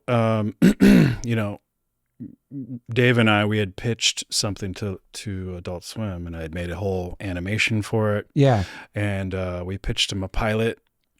And they liked it, but they didn't want that idea. So they basically wanted to do something with this. So they said, give us 5 more ideas. They can be like a sentence or 2 long each, and we'll develop one of them with you. Yeah. And so Dave and I did what we call write-off, where you write for 10 or 20 minutes. And Mr. Pickles is one of them that I wrote, and it was just like 2 sentences long, and it was just like bam, bam, bam. It was a Lassie parody. The dog's name Mr. Pickles. He's a serial killer. Loves pickles. It was just like it's so wild, dude. And it developed into something bigger than that, and doesn't feel as directly a direct Lassie parody as it did. Okay. In the initial brainstorm, but was it big when it first came out? Were people kind of taken back by it, or was it? Oh yeah. Yeah, he was shocked. Yeah, even like InfoWars did a piece on it. Oh wow! Because like if you InfoWars, wow. So Mr. Pickles, he speaks like demonically. Okay. Sometimes to other animals, but if you reverse the episode, you can hear what he's actually saying. And we thought it would be funny that if somebody figured this out, Mr. Pickles would be saying something very nice. Nice. So that's awesome. InfoWars did a piece on it, and they're like, look at this. You hear Mr. Pickles going, rah, rah, rah, rah, and then they reverse it. We reverse it, and now hear what he's saying. And he goes, hello, I love you. Have a nice day. Or something like that. And they're like, see, they want you to believe that Satan wants you to have a nice day. It's like, what? Wow. He's not even Satan. He's just a dog. Yeah. Which he's really trying to analyze it. He's just a fucked up demonic dog, but he looks after the good people on the show, or that's at least awesome. Tommy Goodman. How many? It's crazy. Mr. Pickles also was inspired by Dave's dog, Edie. Okay. Who always has a permanent smile, one of those kind of dogs. So we started thinking it was funny picturing this dog murdering people, but with that like big, happy, cute smile, That's amazing. How many seasons of Mr. Pickle were there? So we did 3, and then a special, which was marketed as the first episode of season 4, and then we ended it in the first episode. Really? And switched over to Mama Named Me Sheriff. Then we did 2 seasons of that. Okay. And then what's Demonic Dads? Oh, that's just a funny little side project. Okay. I work on from time to time. Okay. Yeah. Is it a show? No. I might make some like T-shirts, stickers, stuff like that. I was gonna say you have your own merch line. That's cool. Yeah. Yeah. You could do that, right? A bunch of stuff. Yeah. Is there Mr. Pickles merch? Obviously. Adult Swim has put some stuff out. Oh yeah, but that's their license. There's tons of like bootleg stuff out there. Yeah. So it's a real popular show. Did people know that when they see you and people recognize you in real life about that stuff or no? No. That's kind of cool. Yeah. Yeah. I mean, unless I walk around like talking like Sheriff in the show. Let's just see you outside your house. La la la la, walking down the street. I was on a show. Isn't that kind of neat? I'm like, Unless somebody sees you outside talking to the bears in their voice. Yeah. But that's that guy. Holy shit. Yeah, so hopefully that will come back. That sounds like it was really fun, man. Really creative. And yeah, I mean, I definitely kind of threw my whole mind into that thing and lived it. And, would you have, yeah. But now you're in Liquid Death land. Slept in the office. Damn, all dude. the time. Grinded. I was just like, that was my baby, you know? And yeah. When that gets replays, you get residuals like album sales? Like we get? I don't think I do, no. For voice acting I do, though. Okay, yeah. I do get some residuals for that, but... Do you do that still? No, I mean, sometimes I do miss doing voices. I did Yeah. a ton of voices on the show. Yeah. And yeah. Would you do it for something else too? Yeah, I mean, at some point I'd like to do that. I just, I thought about like when I was kind of in between. Yeah. Like after the show was like put on hold and before Mike asked me to come over to Liquid Death full time, I was kind of tinkering with the idea of making another cartoon or just doing some voice acting stuff. But, I kind of tend to I really only have fun when I'm doing my own ideas. Yeah. Or, things that I have a lot of creative input in. And totally. So like with Liquid Death, I have a ton of fun always doing it, And, yeah. And I'll do voices sometimes for Liquid Death for some of the things we do. Yeah. But yeah, for the most part, I just do voices for my son, It's awesome. I think he's starting to get annoyed by them, so I'll have to. Are you always doing characters and stuff like that around the house? Yeah. It's amazing. Like, Apollo, should I talk like this from now on? He's like, no. Or he used to think it was funny, but yeah. How old is he now? 4.5. Okay. You do impressions too? Not really, no. What about stand-up comedy? I've only done stand-up once as sheriff from our show. I was like wearing a whole sheriff outfit and a mask and everything. But I've been thinking about doing it as a challenge just because in general, I don't really like talking publicly. Yeah. You're super shy, but do these characters, I don't know. Yeah, maybe if I was doing some kind of character or just doing it as me, just as a challenge. Yeah. Challenges like that help you grow. So yeah.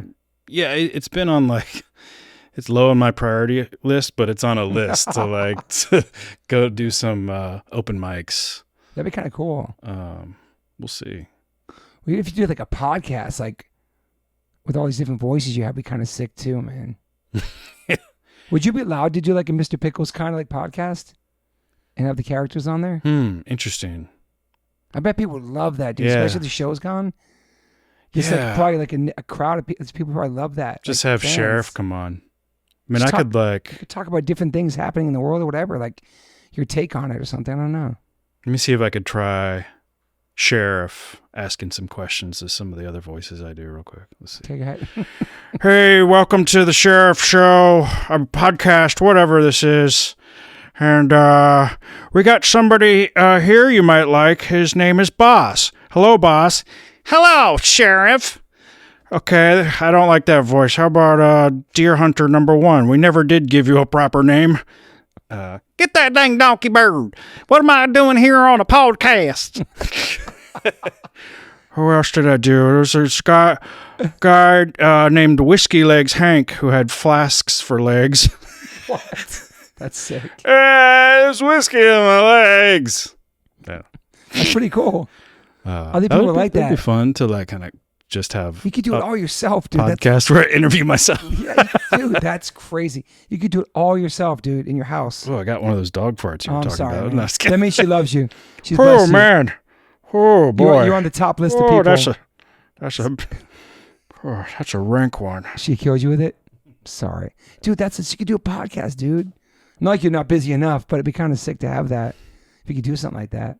Yeah, maybe I should. I mean, so how does this work? You just record it into it's on my Dropbox. It goes to GarageBand. Upload it. That's it.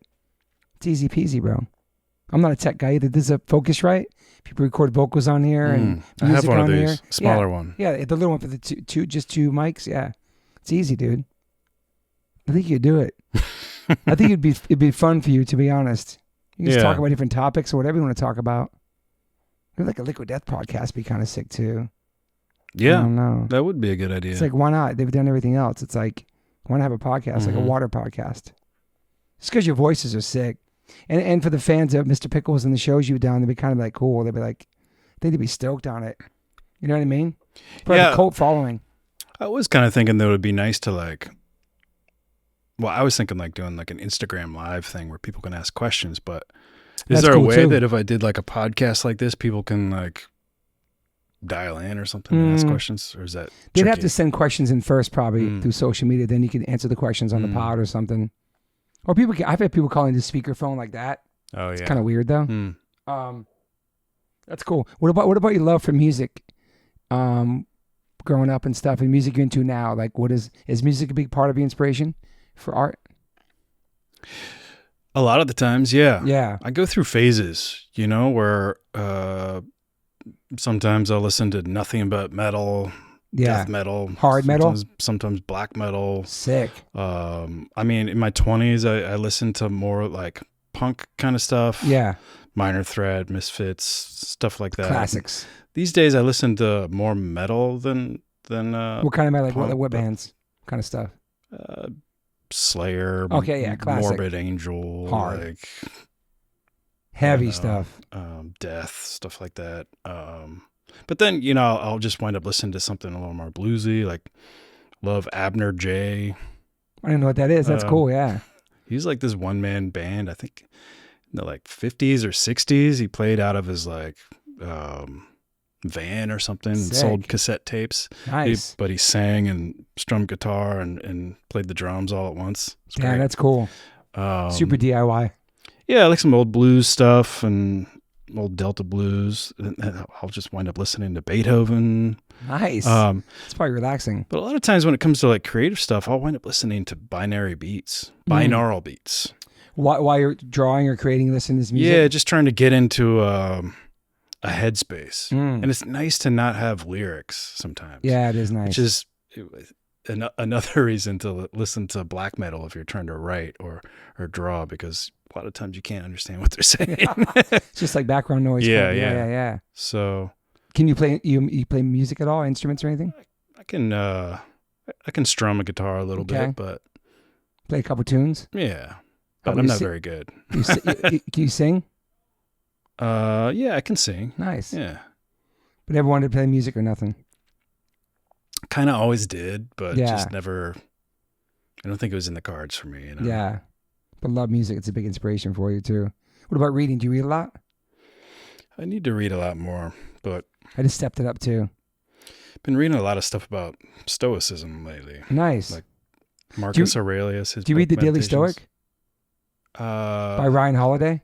I know I follow him. Yeah, I got one for... I think I just signed up for that. Yeah, you read the page every day. That's right. It's awesome, dude. Yeah? It's awesome, yeah. I just got that from a friend. Every day I wake up, first time when I go in the bathroom, I read one page. That's my morning thing before I even look at my phone or nothing. Nice. It's cool. I need to be better about that. Every morning when I wake up, I'm like, you said you weren't going to look at your phone right away? Dude. And I'm like, I'll just see what's going on in the world. We're all addicted to it, man. I know, it's bad. It's so bad. It's the last thing you put down, the first thing you pick up. It sucks. It's interesting, man. It's a necessary evil we need to promote, and this is how that people know when you're playing or what you're working on. It's just part of it, dude. It's not flyers anymore. It's not word of mouth. It sucks. Because once you get on there, dude, it's just like this fucking dark hole, man. Yeah, and I want to lead a good example for Apollo, because I know at some point he's going to have a phone or a tablet or something. Oh, yeah. And I don't want to,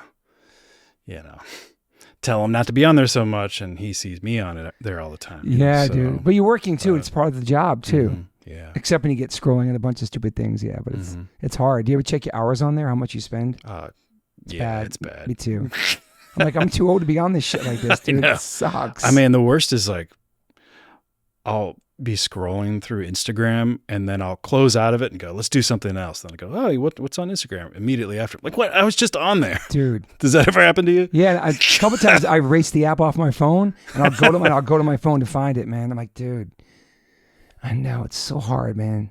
It's like it's not gonna be here forever, too. Like, what's people gonna do when it's gone? Like, it's not gonna be here forever, dude. And I don't know if I could have done what I did on Mr. Pickles if I had been glued to social media. Great point. Then, right before the show premiered, I got off most of social media. Okay. And I put my Instagram on private. I just didn't want a lot of distractions. That's cool. And I definitely look at that stuff more now, but I know, yeah, man. I don't know. It's such a weird place, man, with everything happening in the world, with politics and violence and everything. We're so desensitized to so much shit, dude. The stuff I see in there, I'm like, dude, it doesn't even faze me. It should faze me, It's like, it's not a movie. It's some real life stuff on there, but like, it's also a very fake place too, as far as a lot of things. But yeah, it's crazy. That's all my son knows. My son's barely on it though, which I'm psyched. He's like, that's either good. Surfing, drumming, skateboarding, outside working out. Like, he's never really been on it at all. It's kind of cool. We never had video games growing up. Always was really appreciate being a California kid, That's great. Yeah. But our kids, that's all they know. That's their life with social media, Mm-hmm. I see little kids on iPads that like super young out in public and stuff. Like, that's kind of how like the parents have their time, but I get it. But like, it's kind of like their babysitter, but still, man, that's how kids are so young, figuring things out on there too. They're exposed to so much.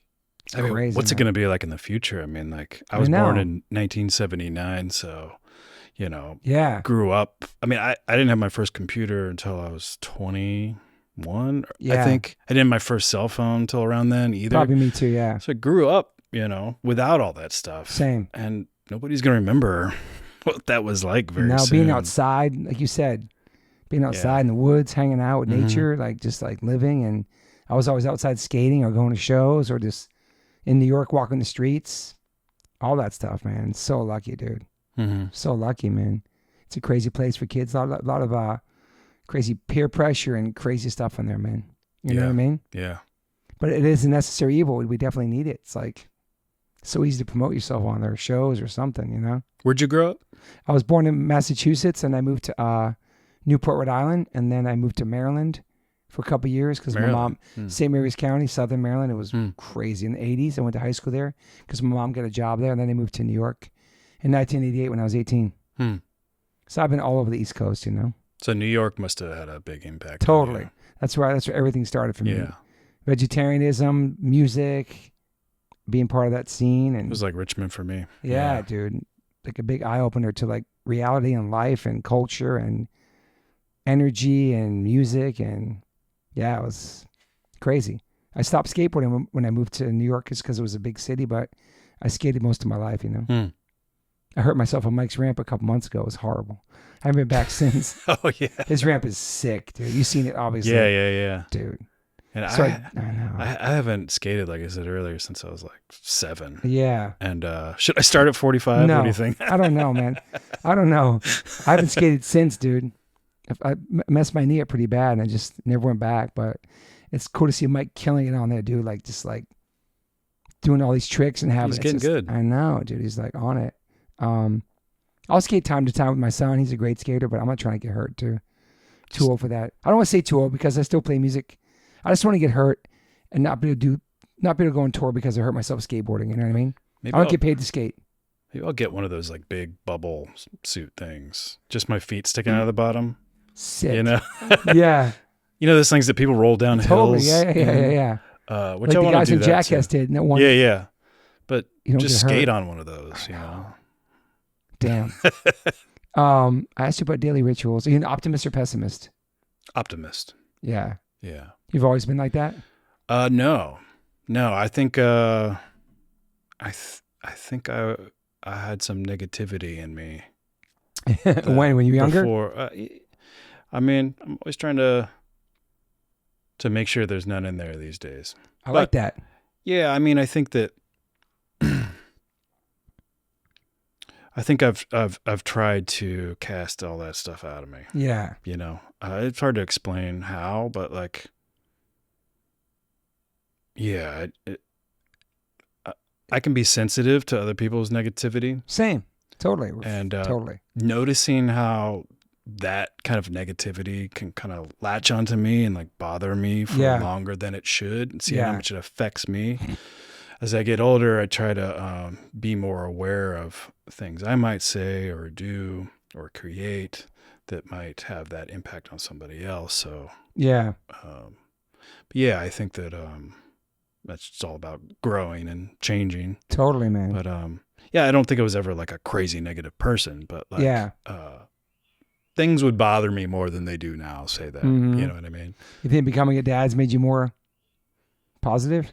I think so. Yeah. I'm so thankful for having Apollo. He's like the best friend ever. It's awesome, man. Same with my son. Yeah, dude. Just one, that's it for you? I think so. Yeah. Yeah. One's great. We'll see. Can travel with one. It's just like. Yeah. I hear two's hard. So. I heard that too, man. Yeah. We thought about that for a second. We're like, nah, we're good. Yeah. We took Max on the road when he was super young. And yeah, man. It's crazy. People think when you have kids, like your life changes, but your kids adapt to your life. You know, it's like people think your life ends and you can't do anything anymore and all that stuff. But, I mean, that's what I was always worried about, especially being like an artist who, you know, gets consumed by creations. I was always worried about that. But yeah, it's amazing to be a dad, dude. And that is sometimes like a little bit of a struggle, but like I always get done the things that I really need to get done. Mm-hmm. And I always try to be aware that like someday this little boy is not going to be. It goes fast, man. Running to give me a big hug when I walk in the door. And so I try to be as present and aware as I can. Yeah. Especially when he's little. Maybe when I'm older, I'll dive into some kind of like creative cave like I was in Mr. Pickles. But yeah, although my son still hugs me at 21, still lives at home. That's a big thing out in Cali because it's really expensive to live by yourself, obviously. So, so many kids are living at home for a longer time, and I back it, dude. Yeah. I have that like empty nest syndrome. I don't want to have that. I'm not trying to think about that right now because that's a thing for sure. Yeah. Yeah. I can't imagine. I know, dude. It's going to be interesting to have like just me and my wife again, though, like we had before we met my son. I mean, before we had my son, when we were like best friends and boyfriend, girlfriend, before we got married, living in New York.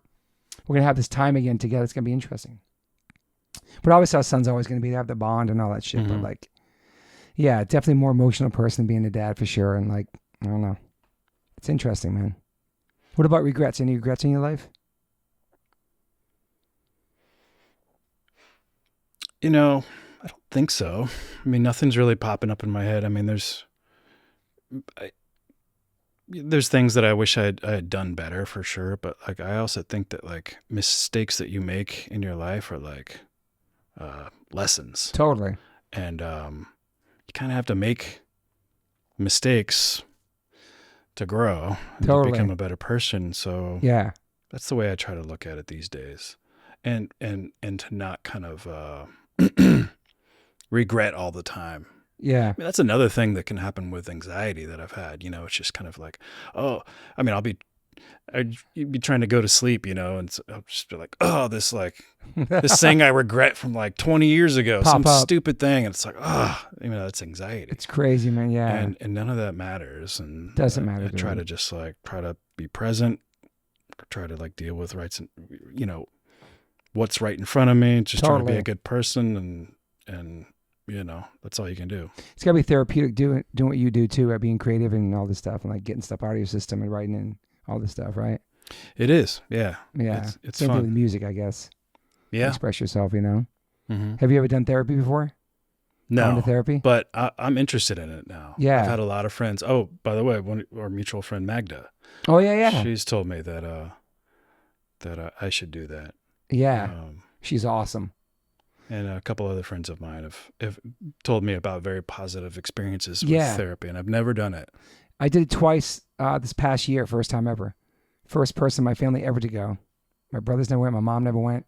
It was cool. I have to go back. It's just, for me, it's like, I have to make the time to go back. Yeah. So that's not, I shouldn't have an excuse like that, but I enjoyed both conversations, you know? It's interesting talking to somebody that doesn't know anything about you, you know? Yeah. It's not me annoying my wife for a whole marriage, talking about my dad issues. And my wife is kind of shocked because I didn't tell them. I said, I went to therapy. Like, what? But yeah, I'll go back for sure. It's just like kind of being uneasy about starting to pull back layers you might have forgot about. And like, shit, should I pull that back? I wish I didn't know about that. Or the learning reasons why you do certain things. And like, I don't know. It was interesting. 2 sessions only, but. I mean, I think that there are things in our subconscious that affect what we do. Yeah, for sure. And that we're not always aware of. And so just because I've noticed some of that, with me, even like with creativity, Yeah. kind of makes me wonder, all right, well, what are some things that, like happened to me as a kid or growing up that I haven't dealt with yet? And so I think that'll be another chapter in my life at some point, as far as like life hacks, living healthy, and you're doing that now, man. I also know you're straight edge, but I don't know how you feel about psychedelics at all. But I want to do ayahuasca at some point. I hear it's all people talk on this podcast how it's like life changing, man. And apparently you have to. I've been wanting to do it for years. You got to do it. Do it this winter. We'll see. But apparently you got to deal with some stuff. Yeah, it's like therapy, right? Times, man. So I heard great people have great experiences with that, dude. That'd be something to try for sure, man. Yeah, but therapy's interesting. I like how it's like, so it's like kind of cool to go and talk about it. You know what I mean? Like for some people growing up, people weren't really allowed to like express their feelings. Have feelings, and talk about it. Yeah. Are you both your parents still alive? Mm-hmm. Yeah. Awesome. Are they still together? Yep. That's sick. That's awesome, man. Are you tight? Are you tight with them still? Yeah. Yeah. Probably tighter with them now than I was when I was younger. Grandparents now, yeah. Yeah. That's cool. But growing up, it wasn't like that? I mean, I was off and on, but, like any family. You have issues from time to time. Yeah. But, that's amazing. How long have you been married for? Like 40 years or something? Long time. How long have they been married? Yeah. I think you're talking about me. No. 1977, I believe. Dude, that's amazing, dude. So they're coming up on 50. Is that right? That's awesome, dude. Yeah. That's beautiful, man. They're funny. They love each other and they bicker all the time. Of course, dude. That's marriage, dude. Yeah. I'm married 27 years. My wife's like, now the stupid things are like, oh, you left the refrigerator door open. Oh, you left that. It's like dumb, stupid things in the house. I'm like, dude, if that's all I have to worry about, we're good. Yeah. Made it through the pandemic, we're good. But yeah, relationships are interesting. You've been married for a long time? I'm actually not married. Oh, okay. We were going to get married, but then it was like, we're having a kid, the pandemic, we just moved. Like it was all within like a month of each other, basically. And a month or two. And we were going to do that, but I was like, we don't need more stuff right now. Yeah, let's make it through this. How were you during the pandemic? Were you like, what were you doing? Just at home working? Yeah, I mean, we were making our second and last season of Mom and Amy Sheriff. So, okay. So you stayed busy. Yeah. It was when we were recording voices at home. Yeah. Actors were recording in their closets. Crazy, dude. It was crazy, but such a wild time, dude.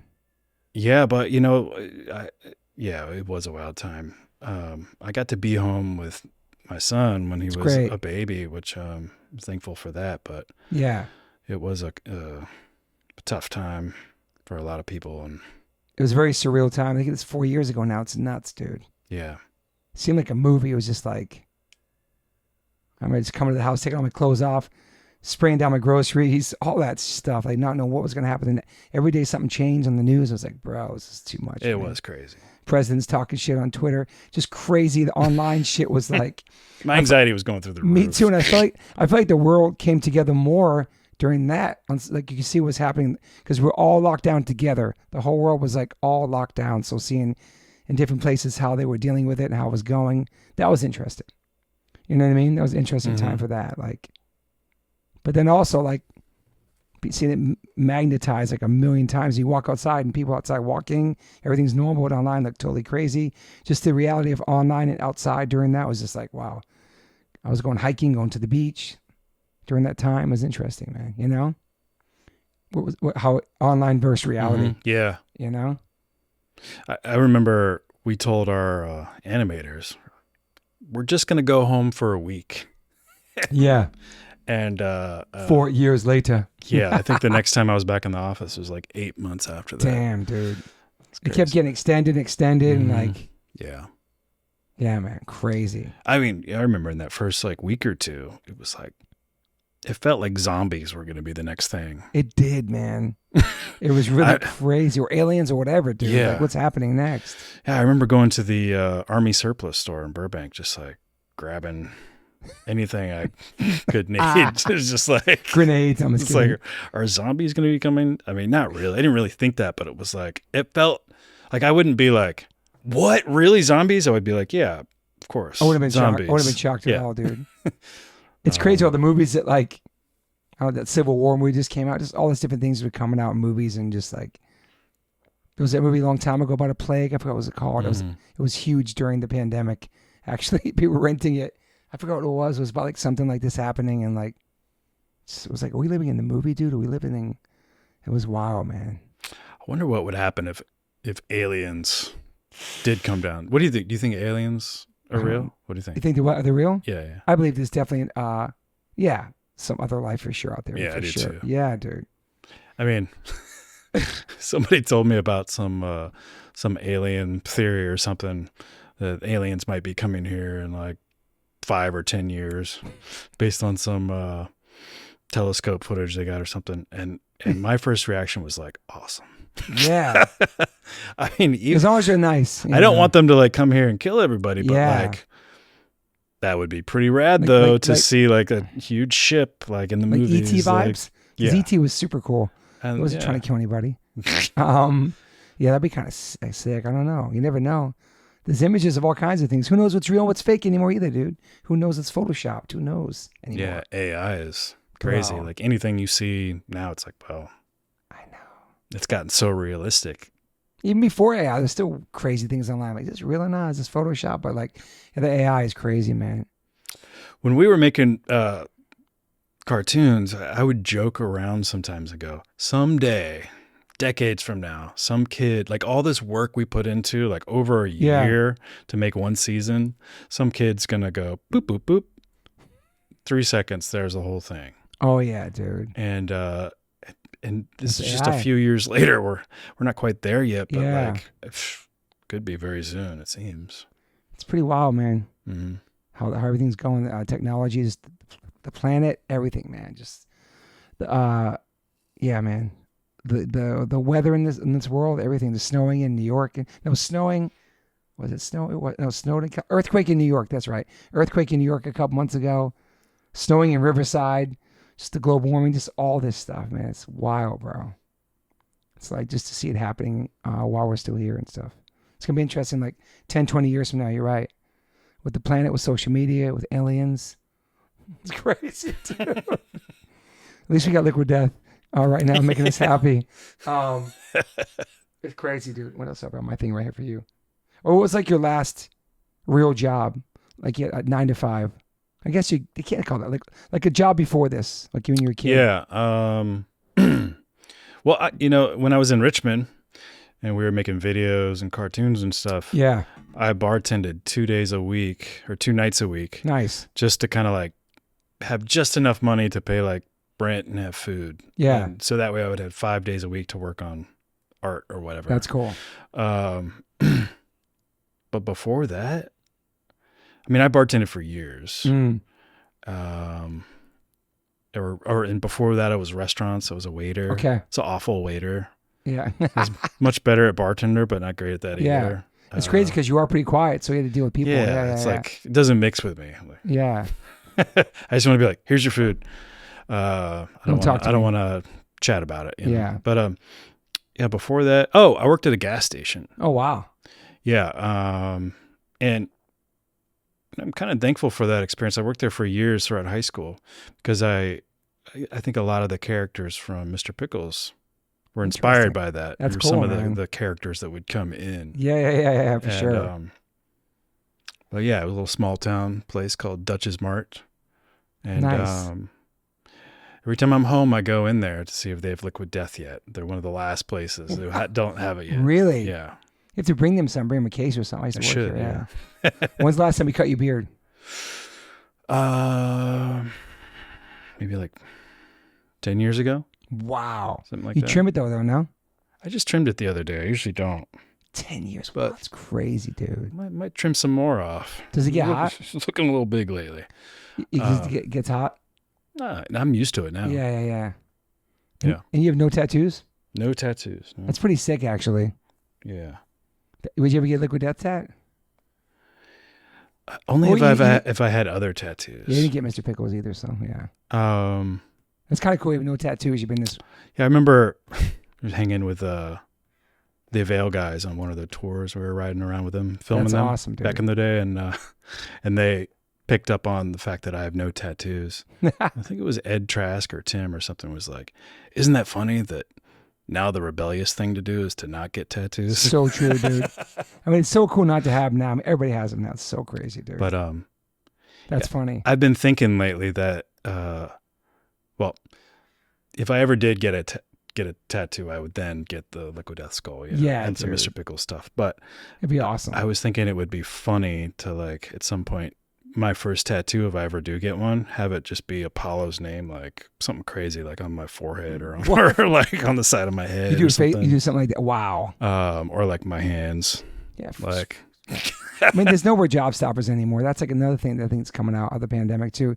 Like so many people with tattoos everywhere, dude.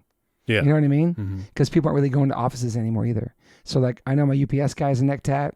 This guy has his eyelid tattooed at Trader Joe's. I'm like, damn, bro, it's corporate job. So like, I feel like the TV shows made tattoos super popular and normalized them, and kind of cool though. What does he have on his eyelids? Like some writing or something, dude. Should get eyeballs in there. That's hard. You look like you're awake when you're sleeping. That's kind of. I'm sure that's been done. That's sick though. I like that. What's his face? Oh, Lil Wayne has Fear of God on his. Kind of hard. But yeah, eyelid tattoos be kind of sick. So you go straight to your face for your son's name, face or neck or hands. Well, I also had like some skin cancer on my face recently that I had to have cut off. Recently? And within the last year, 2 of them. And were they melanoma? Or was it some I forget. other thing? There was 2 different kinds. There's a basal one too. Yeah, one was a basal. I guess it's something that runs in my family, but so I need to start wearing sunscreen apparently. For sure. But if I ever get a gnarly scar, maybe I'll just tattoo over it, cover it up with a tattoo of a stitch or something. Or a tattoo a scarless face over my. No, just kidding. Maybe I'll just put a Apollo right on my face. That'd be kind of cool. Kind of hard. Your first tat in your face and the only tat. My wife just had that basal thing to her neck. She got it cut off. That was kind of scary too. It looked kind of wild. It's pretty normal though, I guess. Yeah, I remember seeing it in the reflection of the window in the operating room. Because it was in my beard. It was like right here. And they have to cut upward just for this tiny little spot. I mean, it was like a 4-inch cut. And then they like cut out. I mean, it was like. So you got skin cancer under your beard on your face. Yeah. And then they basically just squish the beard back together. Dude.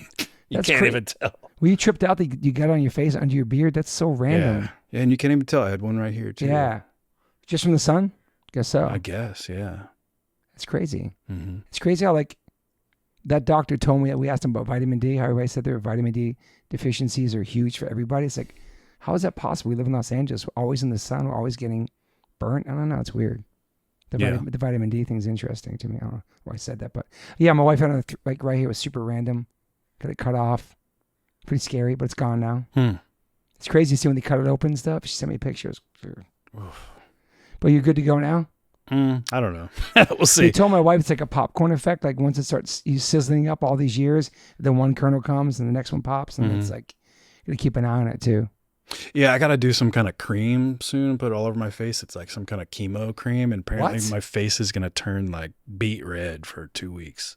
What? Yeah, I got to do that soon. When do you have to do that? That's after the... I'm supposed to do it in last January. What? I just haven't done it yet. Wait. So after that, you're supposed to do it how soon after the surgery? I don't think it was related to the surgery. It was just like, there's some things on my face that could turn into cancer. What the hell? So that should kill it. But interesting. Yeah, my dad had to do that too. He looked like 10 years younger afterwards. Really? Yeah. You're not going to shave to do it though? That's why I've been stung. Like, I make sure this doesn't like make my beard fall out. Damn, but I see a picture with no beard. I got to find one. It must look so different, dude. It's crazy. Yeah, I mean, I remember when my beard was this long, and I cut it off for a video we were making, and man, I did not recognize myself for a couple weeks. Really? Yeah, you start like thinking that your like chin is like way down here. You know? Dang. But, Yeah. Obviously, your lady and your son love it, right? Yeah. Yeah. I mean, I just shaved my I used to have long hair, and I shaved it off like a little less than a year ago. And oh wow, Apollo wouldn't let me do it for a while. He's like, no. Wow. And then finally he was like, do it. And then after I shaved my head, he was like, now shave your beard off. Like, no, I can't do that. I'm not doing that. I'm not ready for that. Yeah. Maybe at some point. Because that's all he knows you as with that beard. Mm-hmm. Yeah, it's interesting. It would be weird. Yeah. I mean, if I do that, I might as well just shave my eyebrows off too, right? Tattoo him. Tattoo his name there. So what's in the works for you? What's coming up next? Anything special? You can announce or talk about, or lots of stuff with Liquid Death. Yeah. You know, can't talk about all the upcoming stuff or ruin the surprise. We talked off the pod about a couple of things we can't talk about. Yeah. But it's always a surprise. Yeah. I saw that raincoat, that pink and black one or something. They just dropped. Oh yeah. Dude, I don't even know there's so many things coming, dude. They need like a Liquid Death sneaker collab would be sick. Like Vans should make something like that. Would be kind of cool, actually. I drew some of my like Scully faces on some that's what I'm saying. knockoff Vans recently, just for fun, and that'd be kind of cool. You could do custom Vans or something, yeah. But I also have some horror movie ideas bubbling up. Just got to find the time to get them written, but that's cool. And I've also learned though that talking about some of those ideas that may or may not come to be kind of can kill them for me sometimes. Yeah, that's true. Does that ever happen with you? Yeah, just putting things out there like that and saying something. Yeah. But I try not to do that. Depends. But I do have a couple ideas that like I feel like I should make at some point in my life, but we'll see.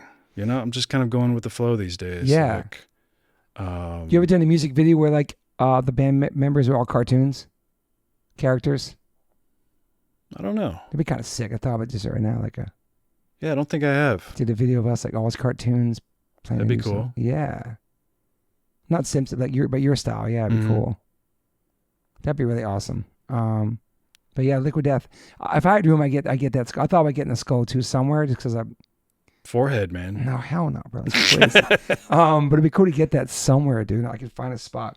I am lasering this part of my arm right here. Oh yeah. So that could actually fit something like that. There would be actually perfect, dude. To be honest. What is that? It's 4 tattoos on top of each other since the 80s. Looks kind of 80s, rad. 90s, and 2000s. I see a face in it. Is that not a face? It's a gorilla on top of a rose on top of like a Robin Williams airplane. That artist Robert Williams. You know what I'm talking about? Oh yeah. Then. Yeah, it's like. But I got lasered 6 times. It's brutal, dude. But it's coming off. So you don't know what you're gonna put there? No, that'd be kind of sick there, though. It would, yeah. To be honest. Hell yeah. Actually, have you tattooed on me? You ever tattoo anybody? I did once. Yeah, it's very hard. Yeah, but you're an artist, so I could see you doing it pretty good. Though. I don't know. Yeah, you never thought about tattooing? Not seriously. Yeah, but I would like to. It would be fun to do it more often. I only did it this one time, and I was kind of drunk. Okay. And I messed up. It was just letters. Yeah. My friend Dave, he wanted "Get It While You Can" over his heart because he had a heart attack. Oh wow. And yeah, I had to drink a bunch of beers just to like work up the courage to do it for some reason. It was a long time ago. Yeah. But I messed up one of the letters pretty bad. You did? But he says that's his favorite part, so. That's cool. I like how Mike Liquid Death got that kid's face tattoo. My boy Dan, I was there, my friend Dan tattooed on my face of a person was drinking Liquid Death every single day for like a year or something. Remember that? Oh yeah. Crazy, dude. Got his portrait. It's amazing too. Yeah, so I would say your son or Liquid Death skull would be a good first tattoo for sure, man. That could happen in the future, man. Maybe on your head. It's kind of hard too. One of the craziest Mr. Pickles tattoos I ever saw was, there's this one episode of season 1 where Mr. Pickles kills a bad guy. Yeah. And then humps the like severed neck hole of his severed head. Wow. Or the neck hole of his severed head. And somebody got that tattooed on the side of their head. Wow, dude. That's crazy. Yeah. I seen a full Liquid Death head tat, hand tats. This is everywhere, bro. It's crazy to see that, huh? Yeah, it is. There's so many too, man. It's like me getting an Aquafina tat or something, or like a Poland Spring logo. Do you know what I'm saying? Yeah. But it's not, because Liquid Death's way freaking cooler. It's a brand. It's a movement. It's a community. It's a cult. I don't know. It's so interesting. it's beyond this water. The water's great, obviously, but the love of this brand is like beyond. It's like a band. It's like an artist. Do you know what I mean? Definitely. It's really cool. I remember even like back in the day, Mike asking me to write up something for the side of the can. Yeah. And Did you write that on there? Is that you came up with that? I wonder if this is the same one. Liquid Death. I think it is. Words. Yeah. I just remember being surprised he actually put it on there. I was like, that's rad. This whole entire thing you wrote? I think Mike tweaked it a little bit. Let's see. When a group of teenagers set off into the mountains for a weekend of drinking regular water in plastic bottles, they became hunted by an aluminum can of mountain water that was dead set on murdering their thirst and recycling their souls.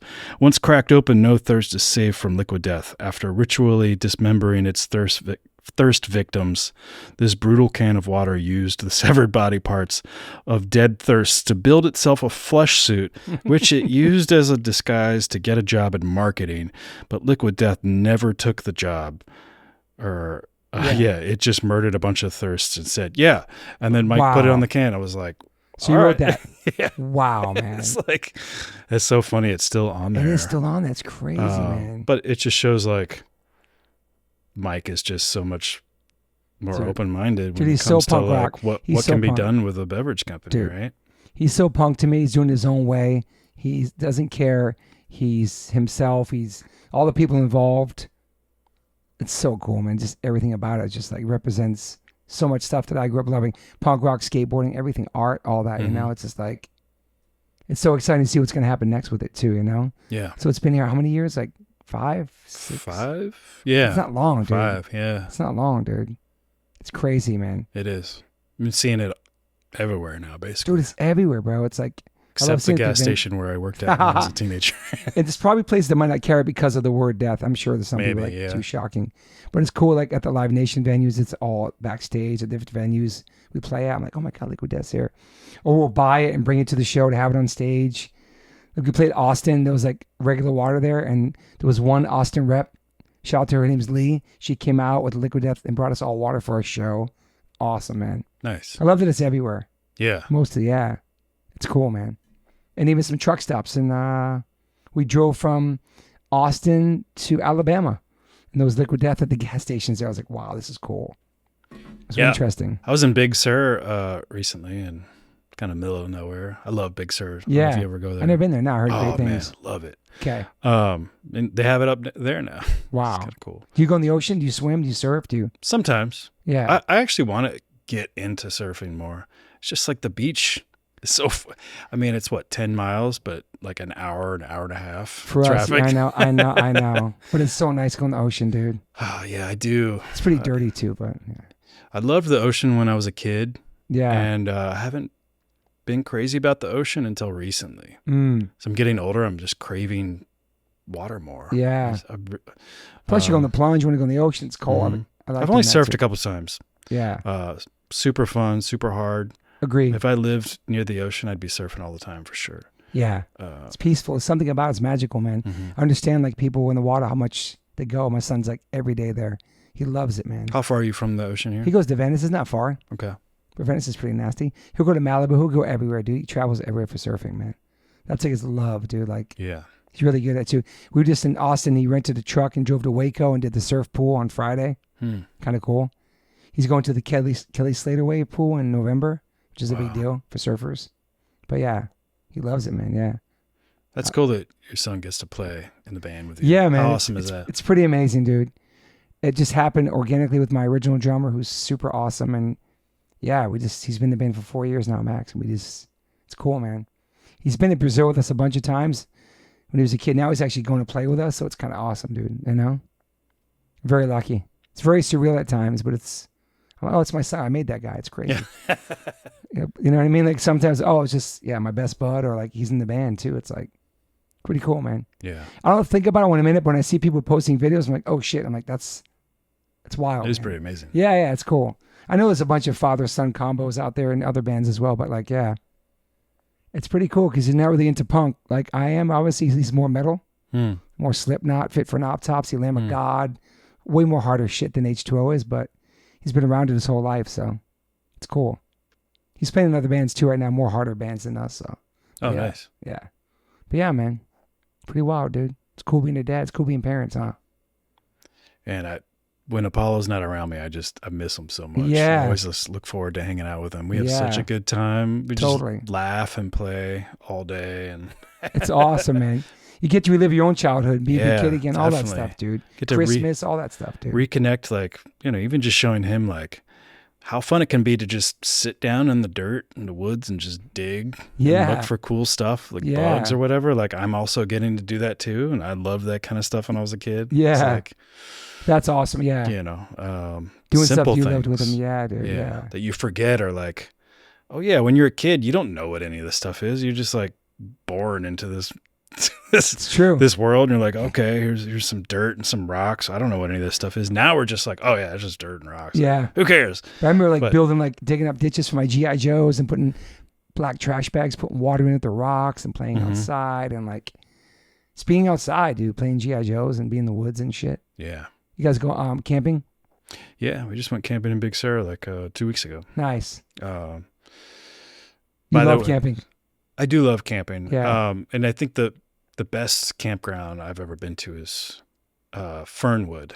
Okay. In Big Sur. Okay. You can camp right on the water in the redwoods. Sick. There's a little restaurant cabin there, and it's just like there's trails everywhere. Redwoods. That's dope. I love the redwoods in general. Yeah, I need to go camping. We never really went camping as a family because my wife's from Chicago. I was a city slicker. So like, yeah, my son's out with his friends, but we never went as a family before. We got to do it sometime now. Yeah, Fernwood's great because you can get regular tent sites, but you can also get tent cabins. Ooh. So you sleep in like actual beds. Oh, I like that. And you're right on the river. The shower. Yeah. Yeah, the shower is like, you got to walk to it, but. I could see you on one of those shows though, Alone. Or one of those shows. Love that show. You do? I can see one. It'd be hard as a vegan though. I know. I think about that all the time. I see a lot of vegans on those shows where they just fall off and eat a piece of fish or something. Or eating bugs and shit, like Naked and Afraid or one of those whatever those shows. But Alone's sick. That's a sick show. Yeah, I mean, think you could do it as a vegan? I think it would be possible, but eat some grass. I think it would be hard. There's like poisonous leaves. I was watching it with Apollo the other day, and I was thinking about the same thing. Yeah. They're eating like seaweed or something, and then mushrooms, one guy like finds like blueberries or something. Sick. Like, there are some poisonous berries though, like yeah. But I think it would be pretty tough for a vegan, but it'd be a good challenge. Yeah. Would you do it? Yeah, maybe. Yeah.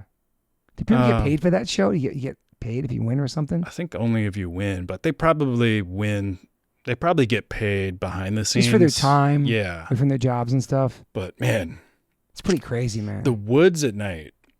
Scary. I mean, I love the woods. I'm fascinated by them, but I also grew up watching like Friday the 13th movies. Yeah, totally. Not at my parents' house. Yeah. But like at other friends' house. Totally. And so scary. I love movies with woods in them. Cabins and shit. Yeah. But also like being out in the woods at night it's just scary. It is. It just all the sounds and the yeah. Yeah, dude. But I also love it too. Yeah. That'd be kind of. I could see you maybe doing that shit. But the first vegan ever to win, it'd be sick. You'd be like so like skinny when you left. Kind of crazy. You'd be cold plunging out there. Those are great. Naked and Afraid's a wild one too, dude. It's a wild one, bro. That's got to be hard. You're like naked with a stranger on top of having to survive. I mean, I don't think I'd do that one. Have you seen them when vegans are on there though? How they just fall off? It sucks. No, I've never seen one with a vegan. Oh yeah, I've seen it. I haven't watched all of Alone. Eating like some fish or something, or they had to do it. Like have to do it. I'm like, damn. Dude. Oh yeah. Falling off like they start eating. Yeah, meat. I couldn't do it, man. No, that's why I couldn't even sign up for it unless I really knew I could survive. Depending where it was too, part of the world it was in. What if like you do it and then I'll be in a helicopter. I'll just fly by and drop some tofu off sometimes. Even just some nuts and shit or something. Nuts, protein bars. Be sneaking me shit. Yeah, that's the only way to do it, dude. Impossible Burger. Bro. It'd be so sick though. But somebody's got to do it. I think about people who are like vegans and go to jail. Bro, imagine a gluten-free vegan going to jail. Fuck that. Because I watch those prison shows. I'm like, dude. Oh, yeah. Bro, it's so scary, dude.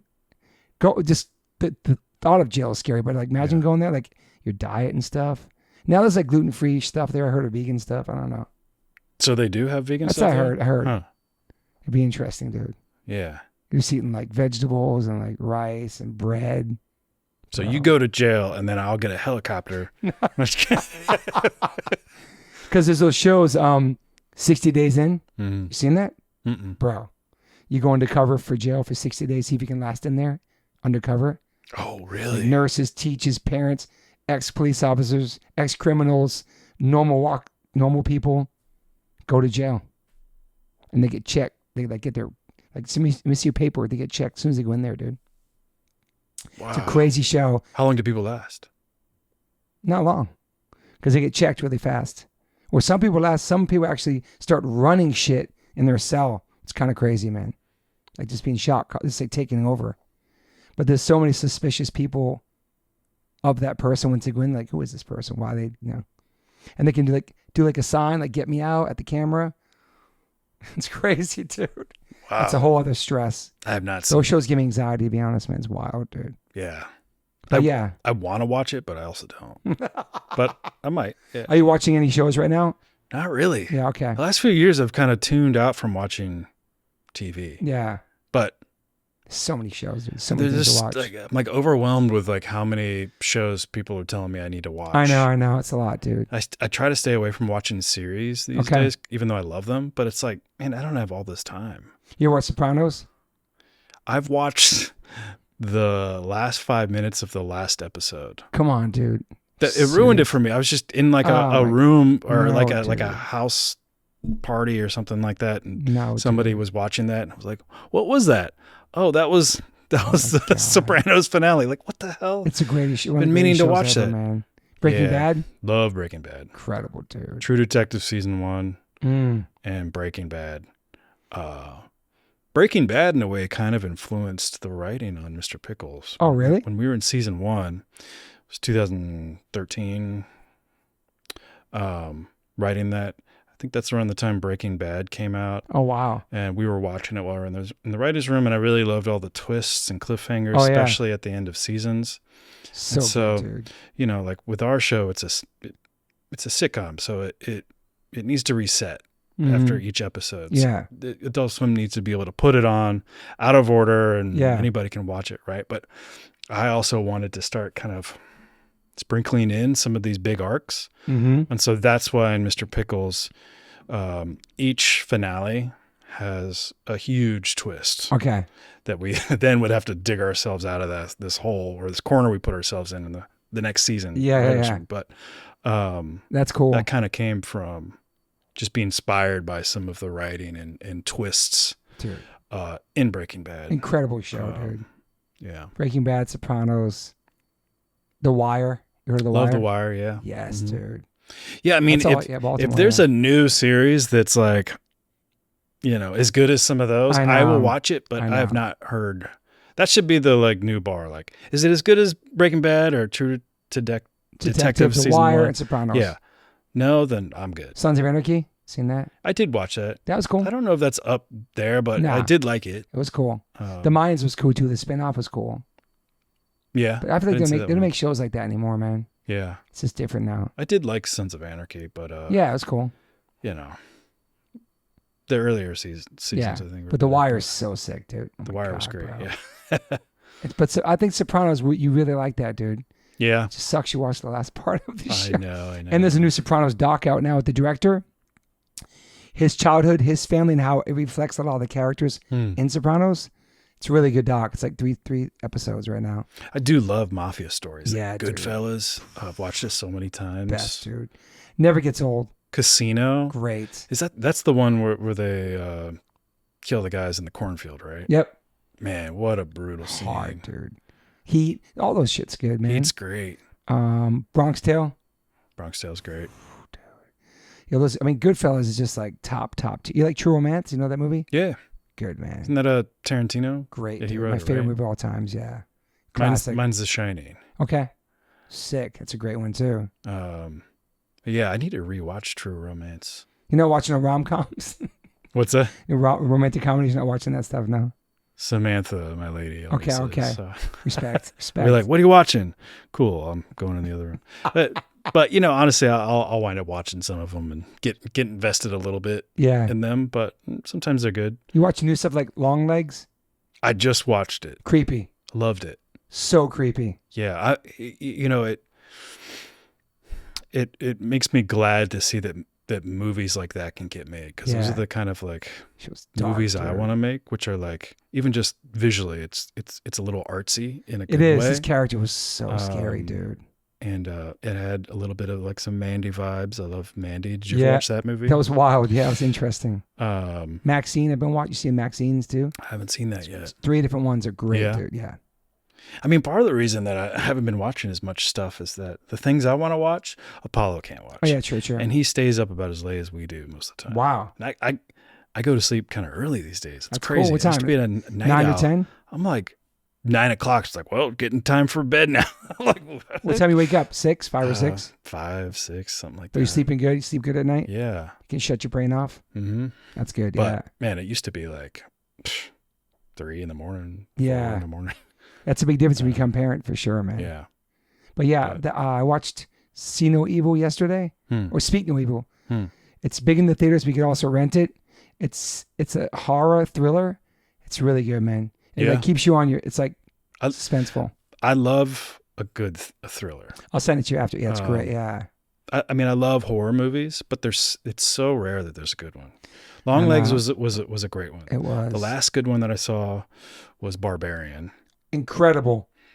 My friend Zach made that. Really? He comes from sketch comedy. He's one of the whitest kids you know. You ever heard of them? No, but he's doing another movie, and my friend Josh Brolin's in it. Oh, I didn't know he's in it. Yeah, he's in the movie. Awesome. Yeah. It's exciting. Yeah, because I love that movie. Good. Yeah. Yeah, dude. He killed it on that. Yeah, it was incredible, man. And then Hereditary is, great. A recent one that was great. But it's like there's like one every couple of years. Yeah. There's a lot. My brother's into horror. He's directing movies. He worked for Panavision for 20 years. He did a movie called Creature, and it tanked so bad it became a cult classic. Shout out to my brother Tracy Morse. He's been doing horror for years. He's in the music and movie industry his whole life. He's all into the horror and fucking. But yeah, his shit went crazy. She farted on you again? Or no? No. She was just twitching a little bit. Forgot she was here. Is there Liquid Death? Like, are there toys like this? Do you have stuff like that yet or no? Characters like that. We've seen like a lot of fans make some like Murder Man. We could have a Murder Man like a little thing like that, The tricky thing, maybe they're usually made with plastic. Oh yeah, shoot.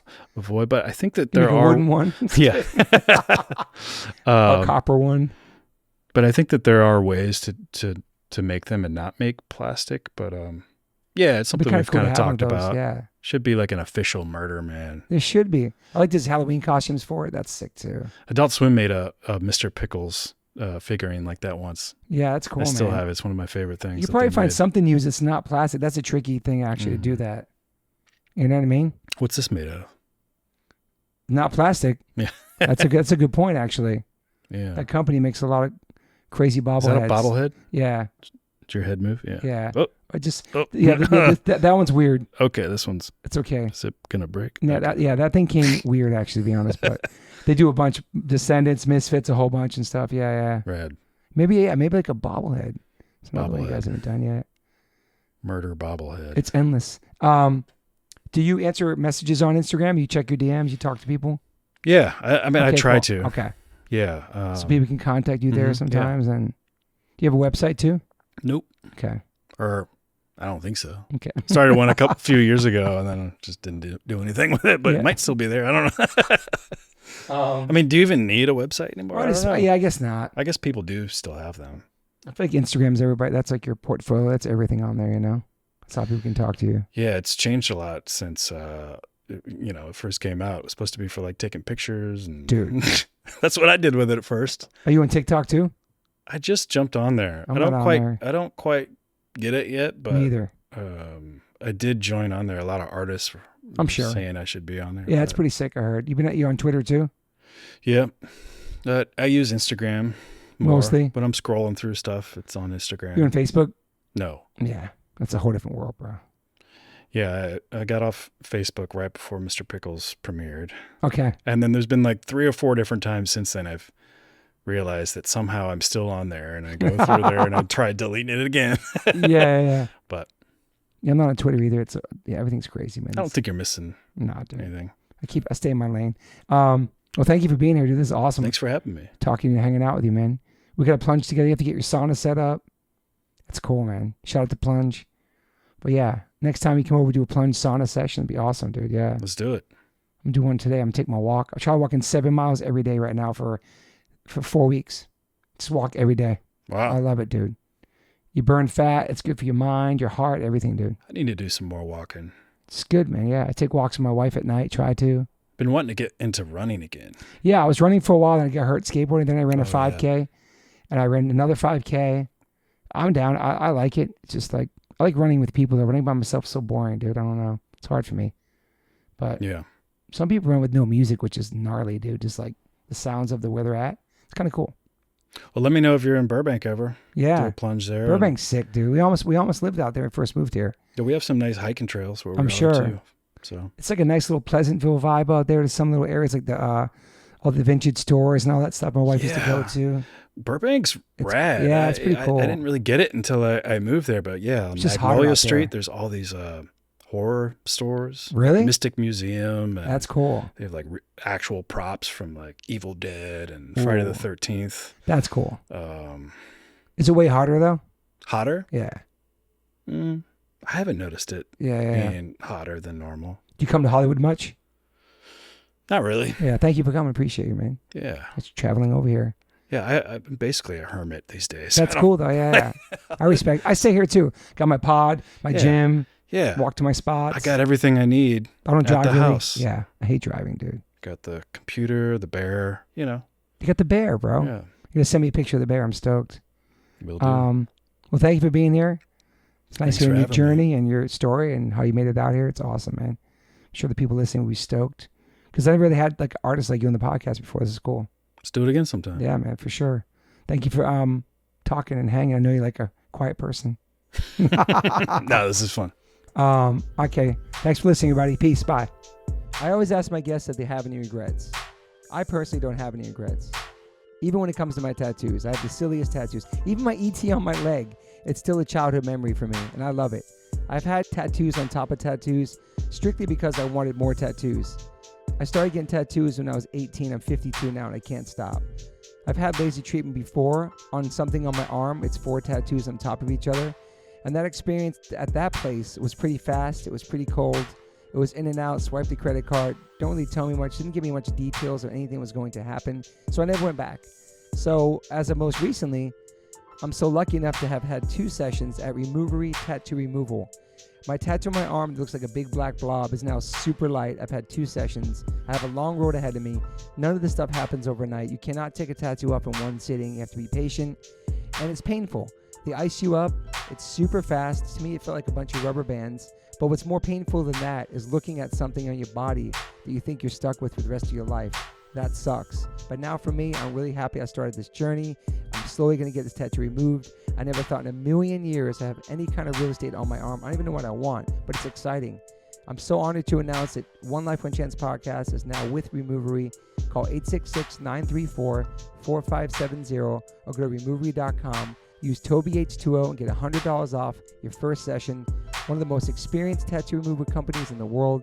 Over 600,000 removal treatments done. 100 locations. US, Canada, and Australia. State-of-the-art pico-wave laser technology. Cryotechnology to reduce any discomfort. This is so exciting for me because all I do in these podcasts is talk about tattoos. From day one, if you've been listening to this podcast, we talk about tattoos, talk about getting removed, talk about getting covered up. So this is such a perfect fit for me. Definitely check out One Life, One Chance podcast, episode 281. I have Carmen Brody, Mike McTurnan, and Dustin Ortle from Removery. And this is over 2-hour conversation. People had submitted questions. It's an incredible conversation breaking down the do's, the don'ts, the fears, process, the results, everything you could imagine about getting a tattoo removed. It's all in this podcast. It's an incredible episode. I appreciate them all coming out for it. So check that out if you want to learn more about Removery and what it's like to get a tattoo removed. Once again, go to removery.com or call 866-934-4570. Use my code TobyH20 and get $100 off. These guys are located everywhere. Try it out.